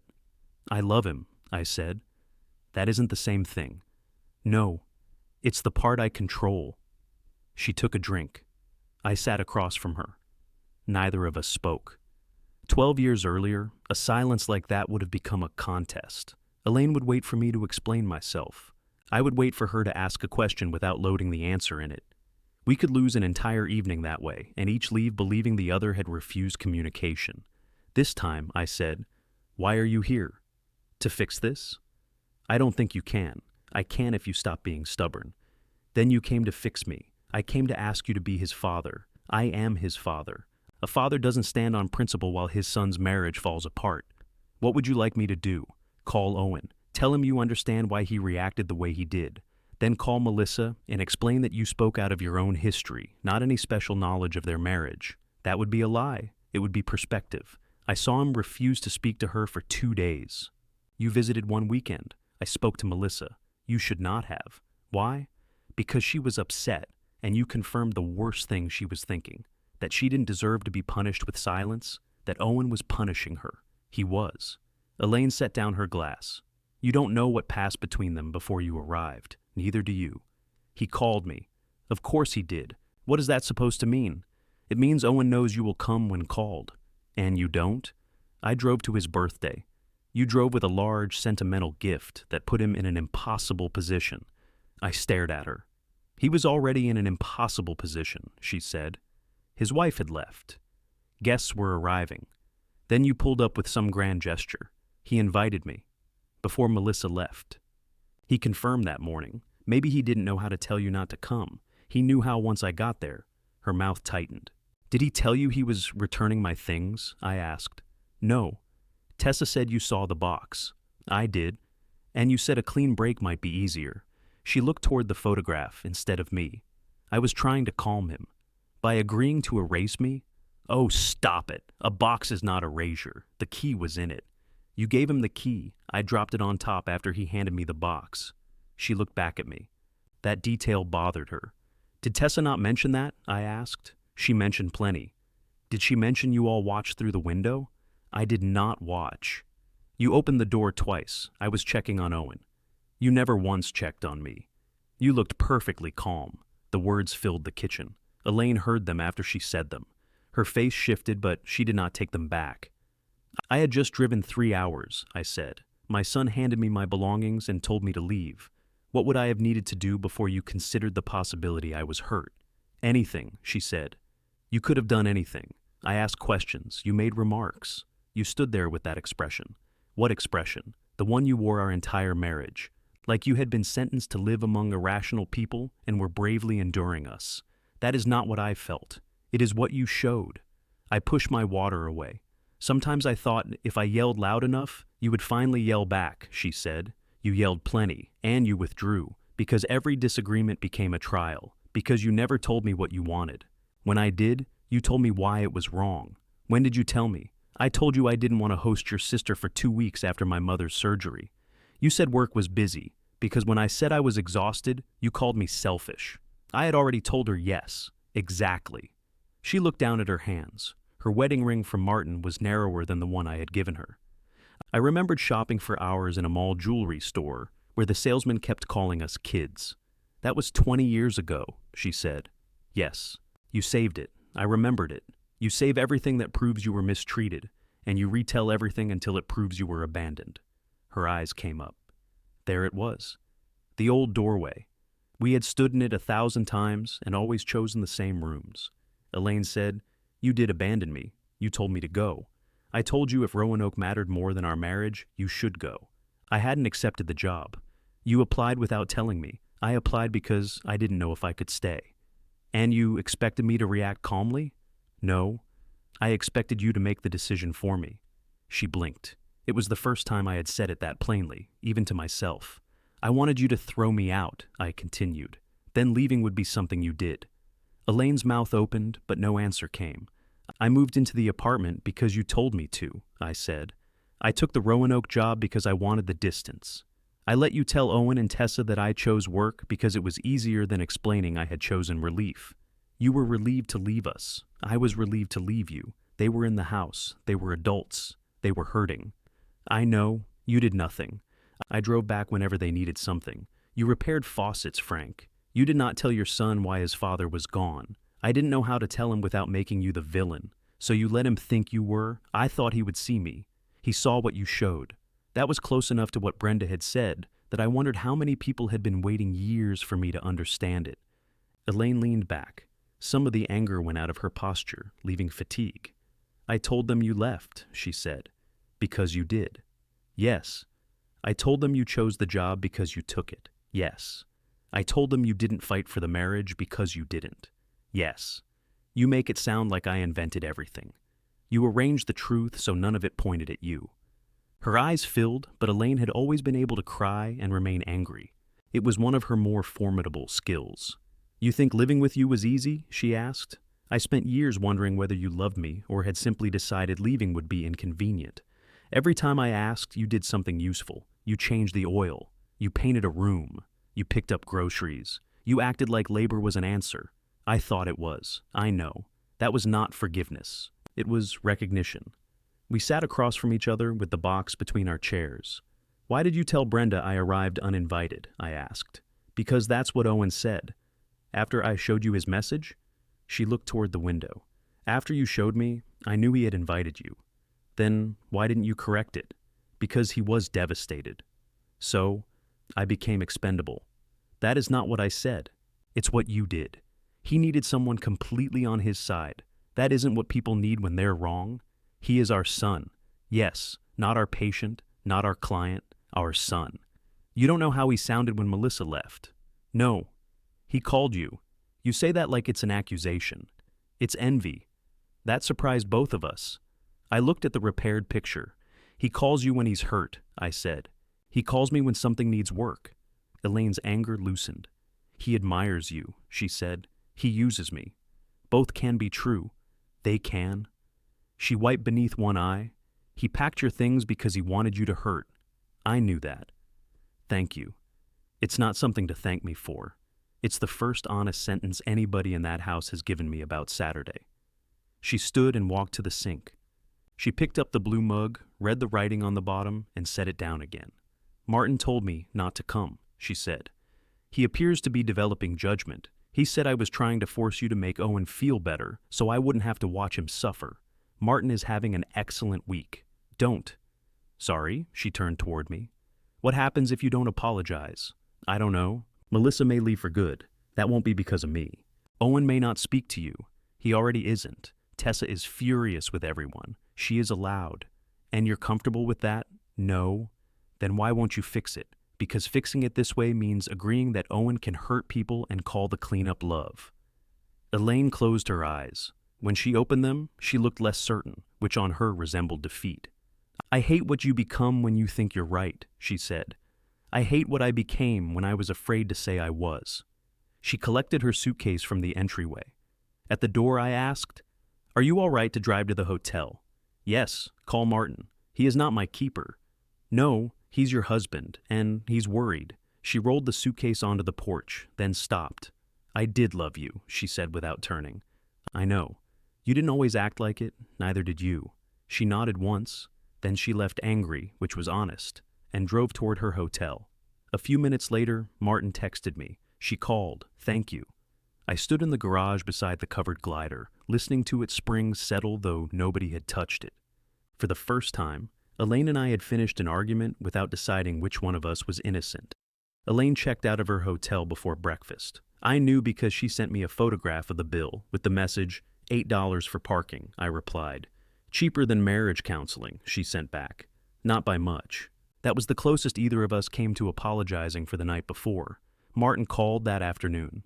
He said Elaine had made it home, slept for 3 hours, then reorganized their pantry. She's labeling shelves, he said. She'll recover. There are 4 categories of beans now. I withdraw my reassurance. He laughed, then became quiet. She told me what Owen did. What part? The box? The invitation? All of it, I think. That's new. She hasn't called him yet. She will. I know. Martin sounded tired, and I remembered how often I had treated him as a symbol instead of a man. He had married the woman I could no longer live with and spent 11 years entering rooms where my history was already seated. You didn't have to call me, I said. No, I figured you might want to know she heard you. That isn't always the same as agreeing. I'm married to her, Frank. I'm aware. Elaine called Owen that evening. I did not hear about the conversation from her. Tessa called me afterward while driving home from work. Mom told him he was wrong to send you away, she said. How did he take that? He asked if you put her up to it. Of course. Then he said everybody was acting like the birthday was the crime of the century. I don't think it was a crime. I know. You're very precise about these things now. I'm trying a new personality. It needs work. What else did he say? That he only put your things in a box because Melissa wanted the garage cleared. Melissa told me he started packing before she left. I told him that. I stopped wiping the kitchen counter. How did you know? She told me. She finally answered my call. Did you call for her this time? Yes. And nothing. I listened. Tessa sounded pleased with herself and embarrassed to be pleased. How is she? I asked. She signed the lease. She moves in next weekend. Does she need help? Celia and 2 people from work are helping. Good. I wanted to ask where the apartment was. I did not. Tessa said, Owen thinks she's making him beg. Is he? No. He keeps telling her how unfair this is. That isn't begging. I'm not getting in the middle. You're the one who called me. To tell you, Mom finally corrected what she said. That's reporting. Fine. I'm getting near the middle, throwing one fact and running away. Progress. The first hard frost whitened my lawn before Owen spoke to me again. Even then, he did it through Tessa. She invited everyone to Thanksgiving at her house outside Charlottesville. She called me while I was scraping ice from my windshield. I'm cooking, she said. On purpose? I am capable. I've seen your smoke alarm disagree. Are you coming or not? Who else is coming? Mom and Martin, possibly Brenda and Paul if they decide the drive isn't too long. Owen, Melissa? I invited her. She said no. That's probably wise. Dad? What? Owen says he won't come if you do. I kept scraping the same clear section of glass. What did you tell him? That you were both invited, and? He said I was forcing him to choose. Did you remind him that sentence makes no sense? I said his choice was whether to attend dinner, not whether you exist. I smiled before I could stop myself. How did that go? He hung up. Popular ending lately. I'm not uninviting you. You could have dinner with him this year. I'll be fine. No. Tessa? No. That is exactly what everybody expects. Owen makes the room impossible, and the quiet person leaves. I'm not especially quiet anymore. I noticed. I don't want you spending Thanksgiving managing this. I don't either. That's why I'm giving people food and chairs. They can manage themselves. I looked through the windshield at the pale morning. All right, I said. What should I bring? Not pie. That feels pointed. I'm making dessert. Do you own a fire extinguisher? Stay home. I brought rolls. Brenda and Paul decided the drive was too long, which was reasonable and therefore disappointing. I arrived at Tessa's just before noon. Russell's repair above the back window was solid, though he had used white caulk against cream trim. I kept that opinion to myself for almost 7 minutes. He saved your house and offended your color palette, Tessa said. It's careless. It doesn't leak. We've abandoned civilization. She handed me a bowl of green beans. Elaine and Martin arrived together. She brought sweet potatoes and 2 bottles of wine. For one awkward second, the 4 of us stood in Tessa's kitchen, behaving like we had never shared a curb. Then Martin held out a bottle toward me. Red or white? It's $11.50. So red, fine. Elaine watched him pour. This family's solution to everything. No, Martin said. Labels are your solution. This is mine. She gave him a look, but her mouth moved at one corner. Owen did not come. Nobody announced that. Nobody placed a hand on the empty chair or made a speech about consequences. Tessa set 5 places, not 6. We ate turkey that was slightly dry, mashed potatoes that were excellent, and sweet potatoes Elaine insisted were not too sweet while everyone drank water afterward.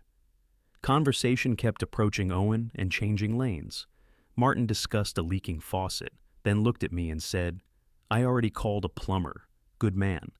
Elaine talked about a neighbor's new fence.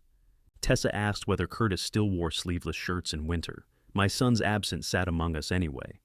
Halfway through dinner, Elaine's phone rang. She looked at the screen and stood. Excuse me. She took the call on the back porch.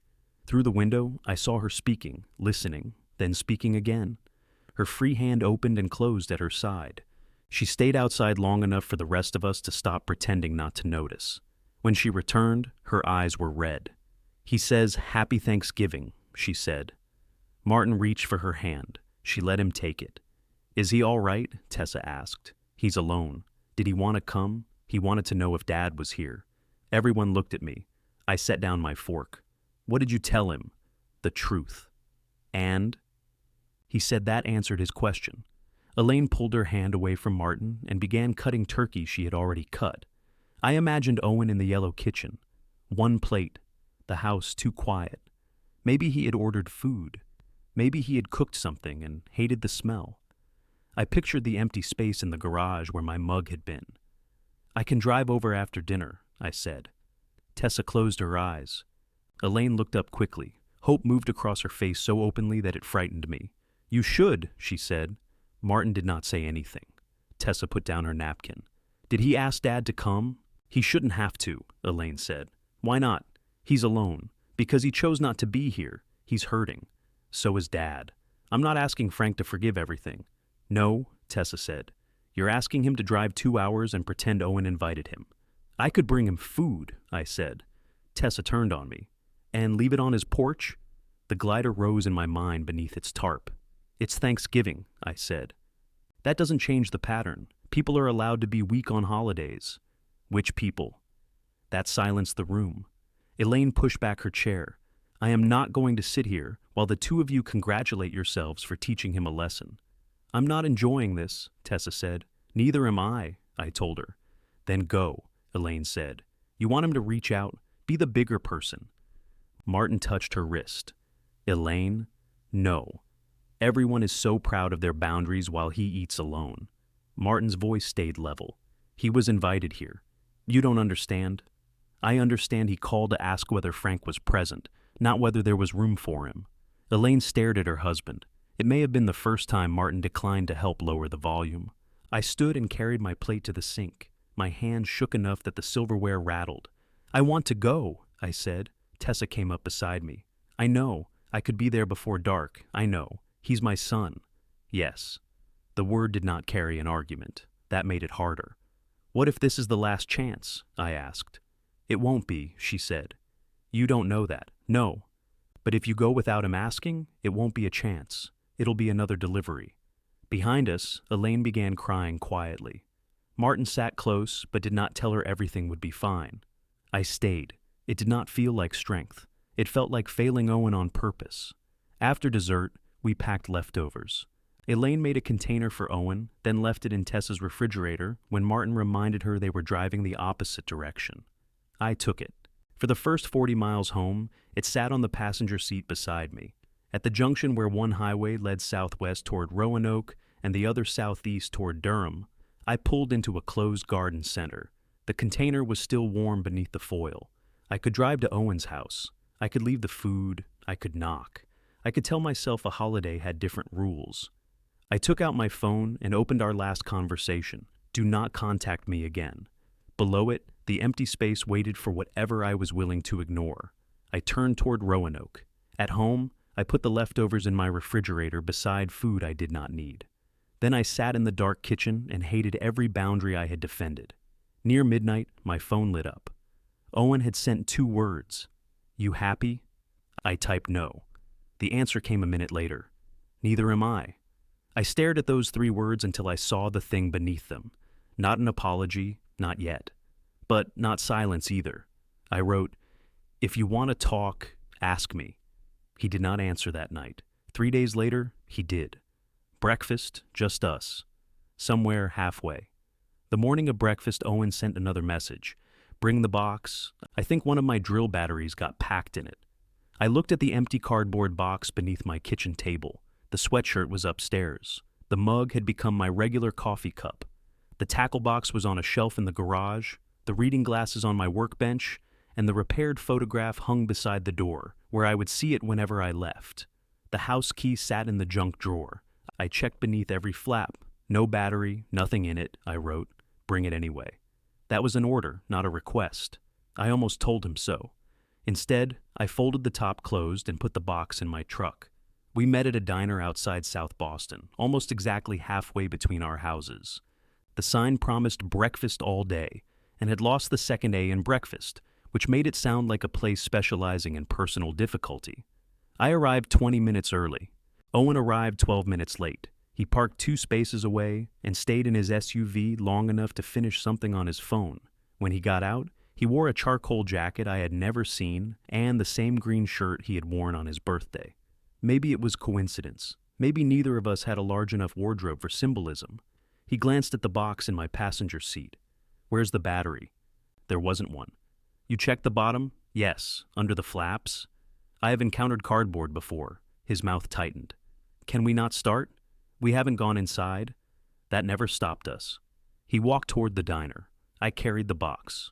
Inside, a waitress with pink frame glasses led us to a booth beneath a framed photograph of a tobacco barn. Owen sat facing the door. I set the box beside me. The waitress poured coffee before we asked. "You 2 want menus?" she said. "Yes," Owen answered. "No," I said. She looked between us. "I'm going to give you menus." "Good call," I told her. Owen waited until she left. "You look good. So do you." He did not. His face had narrowed. There was a small cut near his chin, and his eyes had the flat, sleepless look people get when every quiet room invites the same thought. He still wore his wedding ring. "How's Melissa?" I asked. "I don't know. You haven't spoken?" "We speak." "What does that mean?" "It means we speak, Dad." I opened the menu. "You brought the box, but not the stuff," he said. "The stuff is mine." "I know. I just thought maybe the battery got mixed in." It didn't. He leaned sideways and looked inside anyway. "You could have used another box. You asked for this one. I asked for the box because I thought something was in it. Then we've solved our first problem." He sat back. "You really need to stop talking to me like that." "Like what?" Like every sentence I say is a trap you're clever enough to avoid. I closed the menu. That's fair. The waitress returned. Owen ordered 2 eggs over easy, bacon, wheat toast, and grits. I ordered pancakes. He looked at me. What? You hate pancakes? I don't hate them. You always say they're dessert pretending to be breakfast. I'm broadening my beliefs, the waitress wrote without reacting. Anything else? Separate checks, Owen said. She looked at us again. I was going to assume that. When she left, he rubbed his thumb along the edge of his wedding ring. Mom told me she came to see you. She did. And Tessa spent the night. She did. You've been busy. I made eggs. She told me. That detail traveled. She also told me you apologized for leaving after the divorce. I did. To her. Yes. Not to me. The diner's front door opened, letting in a blast of cold air. An older couple came through arguing about whether the car was locked. They continued the argument all the way to a table without appearing unhappy. You and I haven't talked, I said. We're talking now. I am sorry I left the way I did. Owen looked toward the window. I should have told you the truth, I continued. Your mother asked me to leave, but I wanted to go. I took the job in Roanoke because distance felt like relief. Then I let you believe work was the reason because I didn't know how to explain being relieved without making it sound like I was relieved to lose you. You were. No, you got a new house, new friends, your little workshop. I lived alone in a furnished apartment for 11 months, by choice. Yes. He had expected an argument. My agreement made him angrier. You missed Christmas, he said. Your mother told me not to come. You could have come anyway. I know. She said you had to work. I didn't. His head turned back toward me. I drove to Buchanan that morning, I said. I sat in a grocery store parking lot for an hour with your presence in the truck. Then I went home. You never told me that. No. Why? Because telling you would have meant telling you your mother asked me not to come. So you protected her. I protected myself from the fight. Same result. Yes. His jaw moved. I remembered him at 27, although I had tried not to. He had called Christmas evening and said, "Hope the overtime was worth it." I told him we would celebrate later. I delivered his gifts the following week and replaced a bad switch in Elaine's hallway before I left. You know what I hated? He asked. What? You never stayed angry. Mom would say something awful, and 2 days later, you'd be at the house fixing a cabinet like nothing happened. I thought showing up mattered. It did. For the cabinet. The waitress brought our food. She placed Owen's eggs in front of me and my pancakes in front of him. We exchanged plates without speaking. Let me know if you need anything, she said, then looked at the box, except storage. When she walked away, Owen put pepper on his eggs. You told Melissa what you never told me, he said. What? That silence can be punishment. That peace can be fake. Whatever wise sentence she needed, I should have said it to you years ago. But you didn't. No? You saw her for one weekend. You saw me my whole life. That's true, and you picked her. I did not pick her. You recognized her pain? Yes. Why didn't you recognize mine? I looked at my pancakes. There was no answer I could give that would make the failure smaller. I saw that you were angry, I said. I told myself you were old enough to ask questions when you wanted answers. I kept calling, and you kept giving me projects. It was easier for me to believe that was our relationship than ask whether you hated me. I did hate you, I know. There. You know everything after somebody tells you, I'm sorry. For what part? For leaving. For making usefulness stand in for honesty. For letting you believe your mother's version because I was too ashamed to give you mine. For showing up with tools when what you needed was an explanation. He cut his toast into 4 exact squares. That sounds practiced, he said. It is. I should have said it 12 years ago. I've had time. His eyes were wet.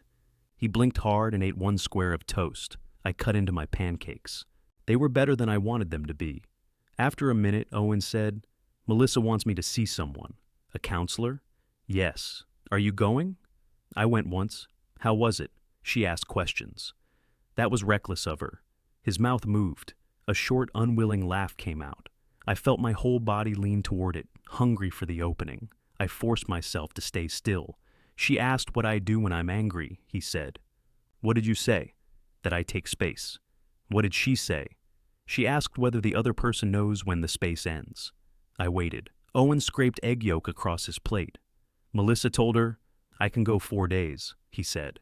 Can you? You know I can. Yes. You did it longer. I did. So, why am I the monster? I don't think you're a monster. Everyone acts like it. Everyone? Mom lectures me now. Tessa won't answer when I ask what Melissa says. Martin told me to stop calling my mother after midnight. That sounds healthy. For who? For Martin, certainly. Owen glared at me. I'm not joking, I said. You're hurting. That doesn't mean everybody around you has to become an emergency service. So, that's what I am now? An emergency? No. You're a person in pain who is making other people pay to prove they care. He put down his fork. You think staying away on Thanksgiving was me punishing you, wasn't it? I couldn't sit there with everybody judging me. Tessa invited you. Because she wanted to look fair. She wanted her family there. You went. Yes, so you chose. I wanted to drive to your house after dinner, but you didn't. You told me not to contact you. That message was weeks old. It was the last clear thing you said to me. His face hardened. If I mattered, you wouldn't need perfect instructions. And if I mattered, you wouldn't make me guess which instructions are real. We stared at each other across half-eaten breakfasts. The waitress passed, saw our faces, and kept moving. Owen spoke first. This was a mistake. Maybe. You always have to agree in the most irritating way possible. I'm trying not to lie. No, you're trying to win. Then tell me what winning looks like.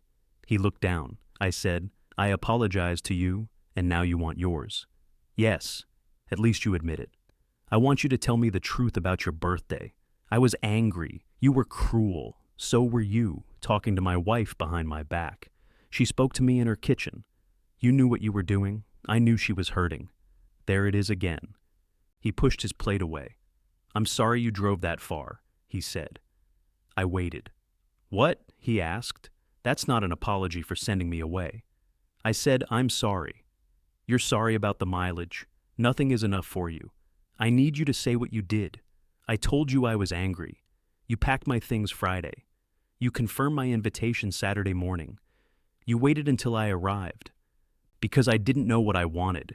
You knew you wanted me to hurt. His face went still. There was the truth. Not spoken, but present. I leaned back. Owen reached for the check before remembering we had separate ones. He threw cash on the table anyway. I came here, he said. I'm trying. So am I. Then why does everything have to happen in your exact words? Because your words keep making what you did disappear. He stood. I followed him outside. The cold had sharpened. Our breath showed between us. Take the box, I said. I don't need it. You insisted I bring it. I thought my battery was in it. Then throw it away. He grabbed it from me and shoved it into the back of his SUV. Happy? No. Good. He opened his door. I love you, I said. His hand stopped on the roof. I'm not saying that to end the fight, I continued. I'm saying it because the fight doesn't end it. He looked at me. For 1 second, I thought he might come back across the parking lot. Instead, he got into the SUV. Christmas came with no invitation from Owen and no demand from Elaine that I manufacture one. Tessa visited me the weekend before. Brenda and Paul came from Knoxville, and Curtis wore a sweater with sleeves for most of dinner. Melissa called on New Year's Day. She said Owen had attended 3 counseling sessions, then stopped when she would not agree to move home before they discussed his silence. She sounded steadier. I told her I was glad she had a place. I did not ask for the address. The glider stayed under its tarp. My 65th birthday approached in the Flatties gray part of January. Tessa asked whether I wanted a dinner. No gathering, I said. Because of Owen? Because I'm turning 65 and don't want anyone counting candles while I wait for the fire department. She mailed me a card anyway. On the evening before my birthday, I took the repaired photograph down and cleaned the glass. Owen's last message remained the request for breakfast. I had not heard from him since the diner. I told myself that was an answer. Then, sometime after midnight, the weather changed and the first snow began covering the road between us. By morning, the snow had covered my front steps and softened every roof on the street. It was not enough to close anything. Roanoke snow had a habit of arriving dramatically and becoming slush by lunch. I swept the porch, salted the steps, and made coffee in the blue mug.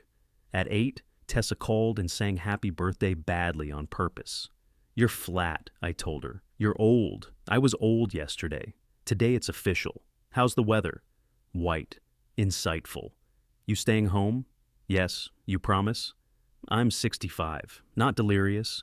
You drove to Salem with a porch glider. That was emotional delirium. She laughed. Your card get there? Yesterday. Don't open it until tonight. I opened it yesterday. I knew you would. The card showed a man asleep in a lawn chair beneath the words, Party Animal. Inside, she had written, I'm glad you're still showing up, even when it's hard. I had read it 4 times. Brenda called next. Then Martin sent a message wishing me a peaceful birthday, which sounded less like a greeting than a medical recommendation. Elaine's message came 10 minutes later. Happy birthday. I hope this year is honest and less exhausting. I wrote, those goals may conflict. She answered with a single laughing face. Elaine rarely used those. I suspected Martin had encouraged it. At 9:30, Curtis crossed the street, carrying a blueberry muffin with a candle stuck in the top. The candle had already been lit, and the wind kept blowing it toward his glove.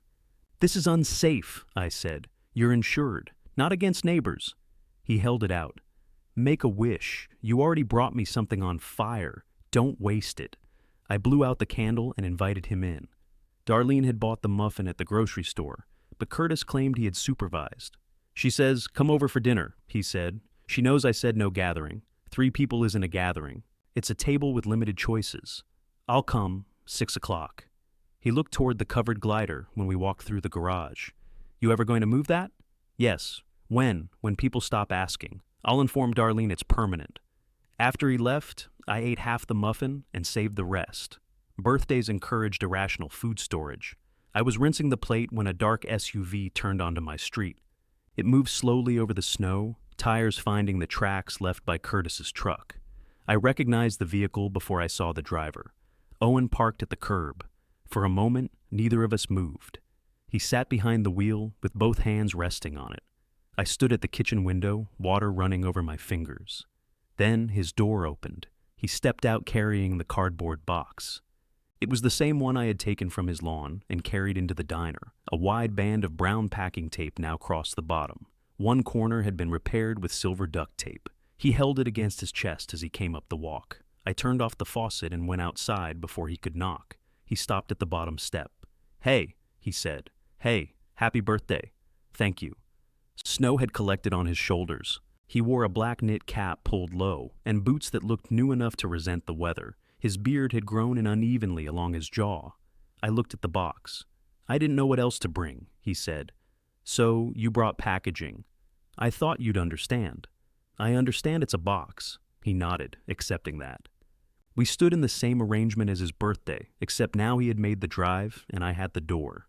3 hours? I asked. 3:40 with the roads. You could have called. You might have told me not to come.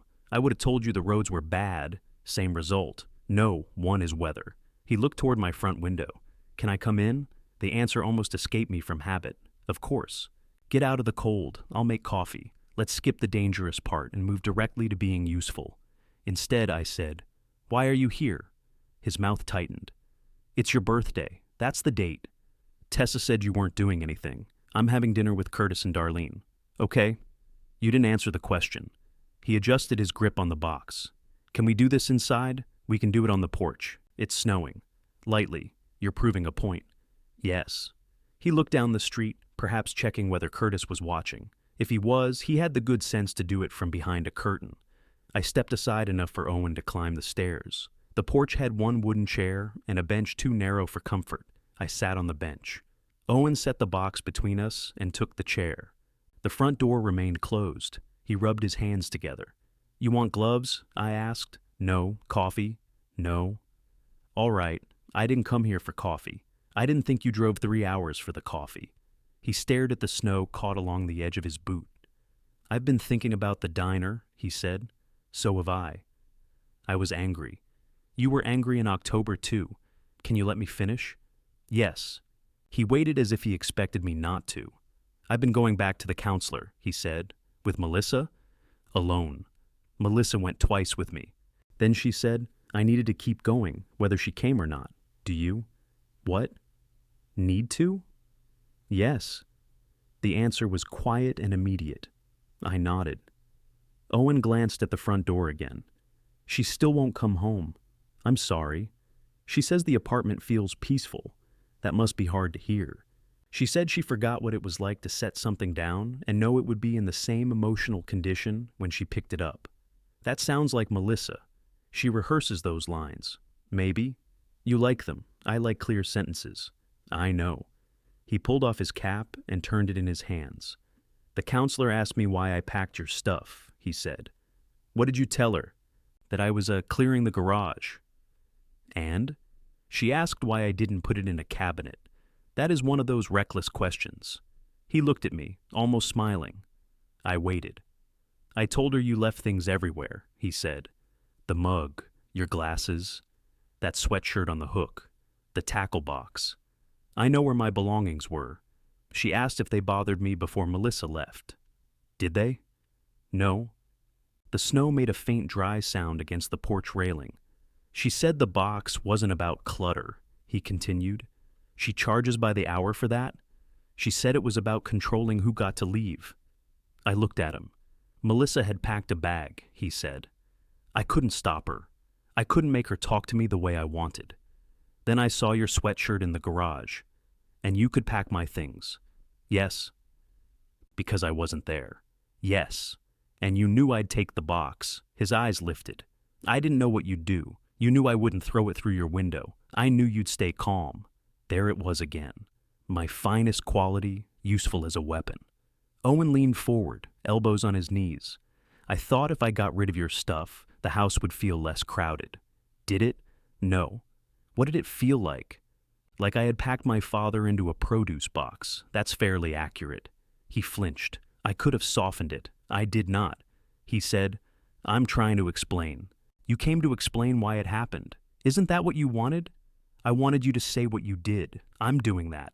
Not yet. He stood. The chair legs scraped against the porch. This is impossible, he said. I drove here in the snow. I'm in therapy. I told you I was wrong. You told me your counselor figured out the box. What do you want, Dad? The truth without making me pull each piece out of you.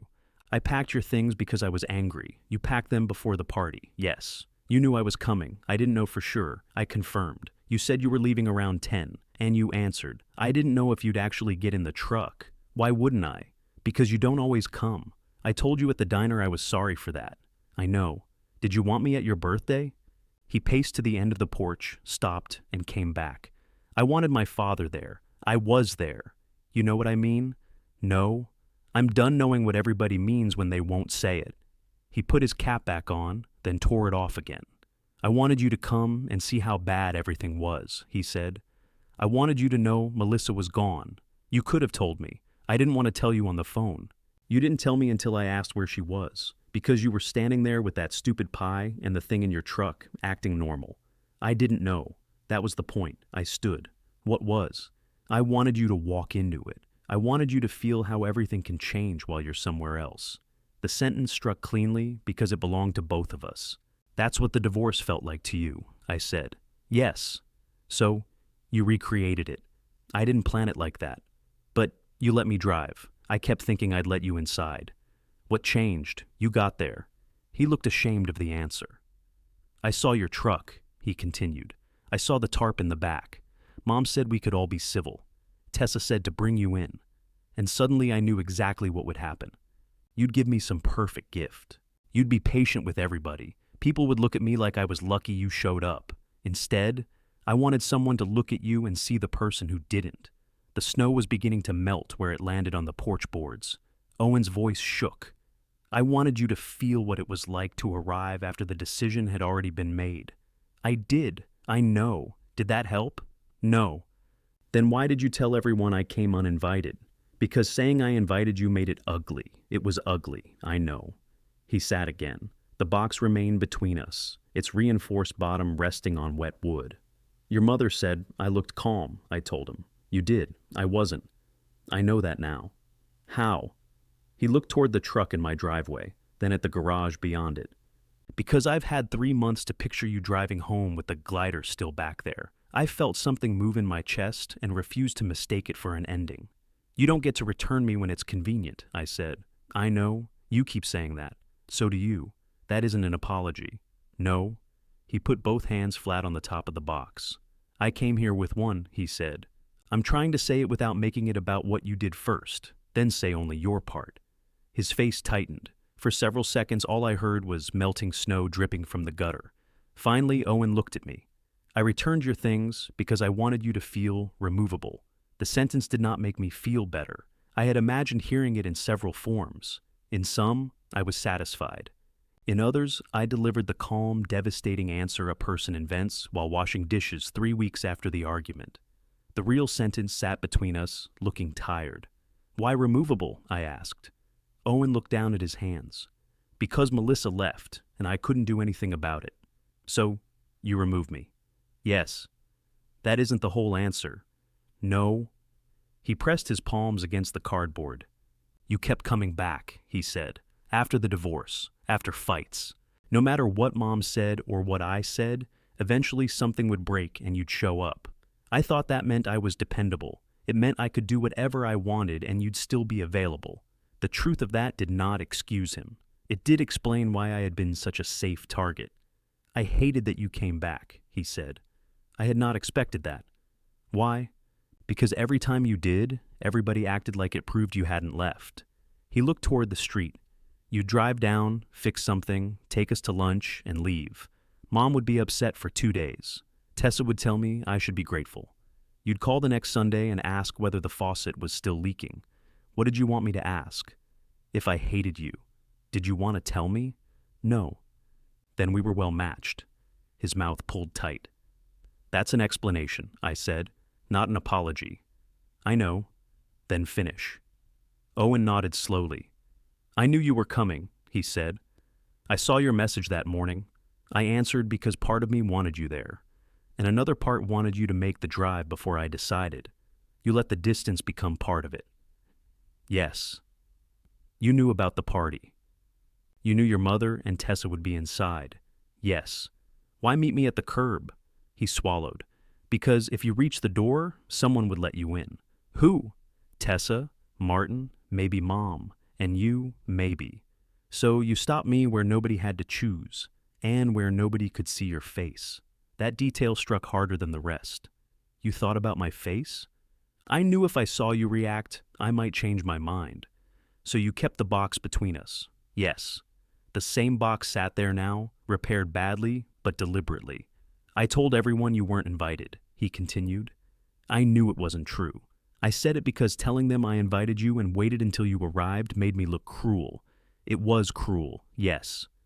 You blamed Melissa, yes. You blamed your mother, yes. You told Tessa I was breaking up the family, yes. Each answer cost him something. I did not make them cheaper. And at the diner, I asked, I wanted credit for showing up. You wanted the drive to count as the apology. Yes. And when it didn't, I got angry. That part I noticed. Snowmelt dripped steadily from the gutter. A car passed at the end of the street, tires whispering over slush. Owen rubbed his hands together again, but neither of us suggested moving inside. I'm sorry, he said. I'm sorry I invited you and made you drive 3 hours so I could decide whether you deserved to come into my house. I'm sorry I packed your things before you got there. I'm sorry I used Melissa leaving as permission to hurt you. I'm sorry I lied about the invitation because I wanted everyone to take my side. His voice weakened, then steadied. And I'm sorry I stood there while you put that pie back in your truck and acted like I was the person being humiliated.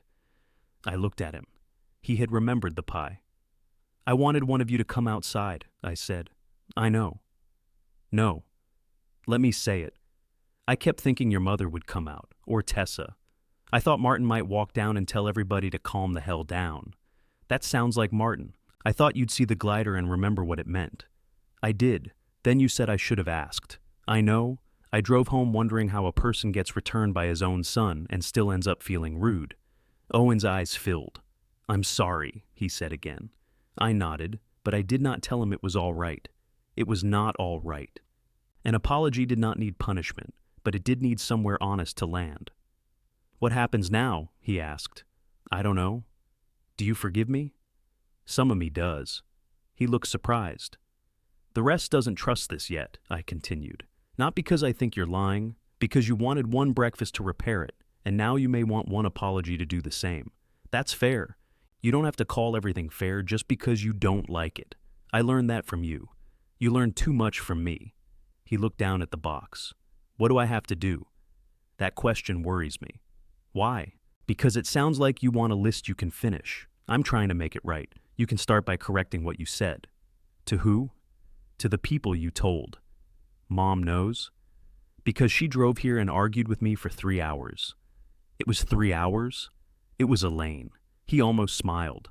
Tessa knows, he said. She knows because she watched it happen and finally admitted it. So you want me to call everybody. I want you to use the same effort correcting the lie that you use spreading it, privately. No announcement, no performance. I can do that. And don't ask them to tell me you did it. He nodded. What else? He asked. Stop asking Tessa what Melissa says. I stopped. When? When Tessa told me she'd block my number for a week. That sounds effective. It was. And your mother? She told me she can love me without agreeing with me. How did you take that?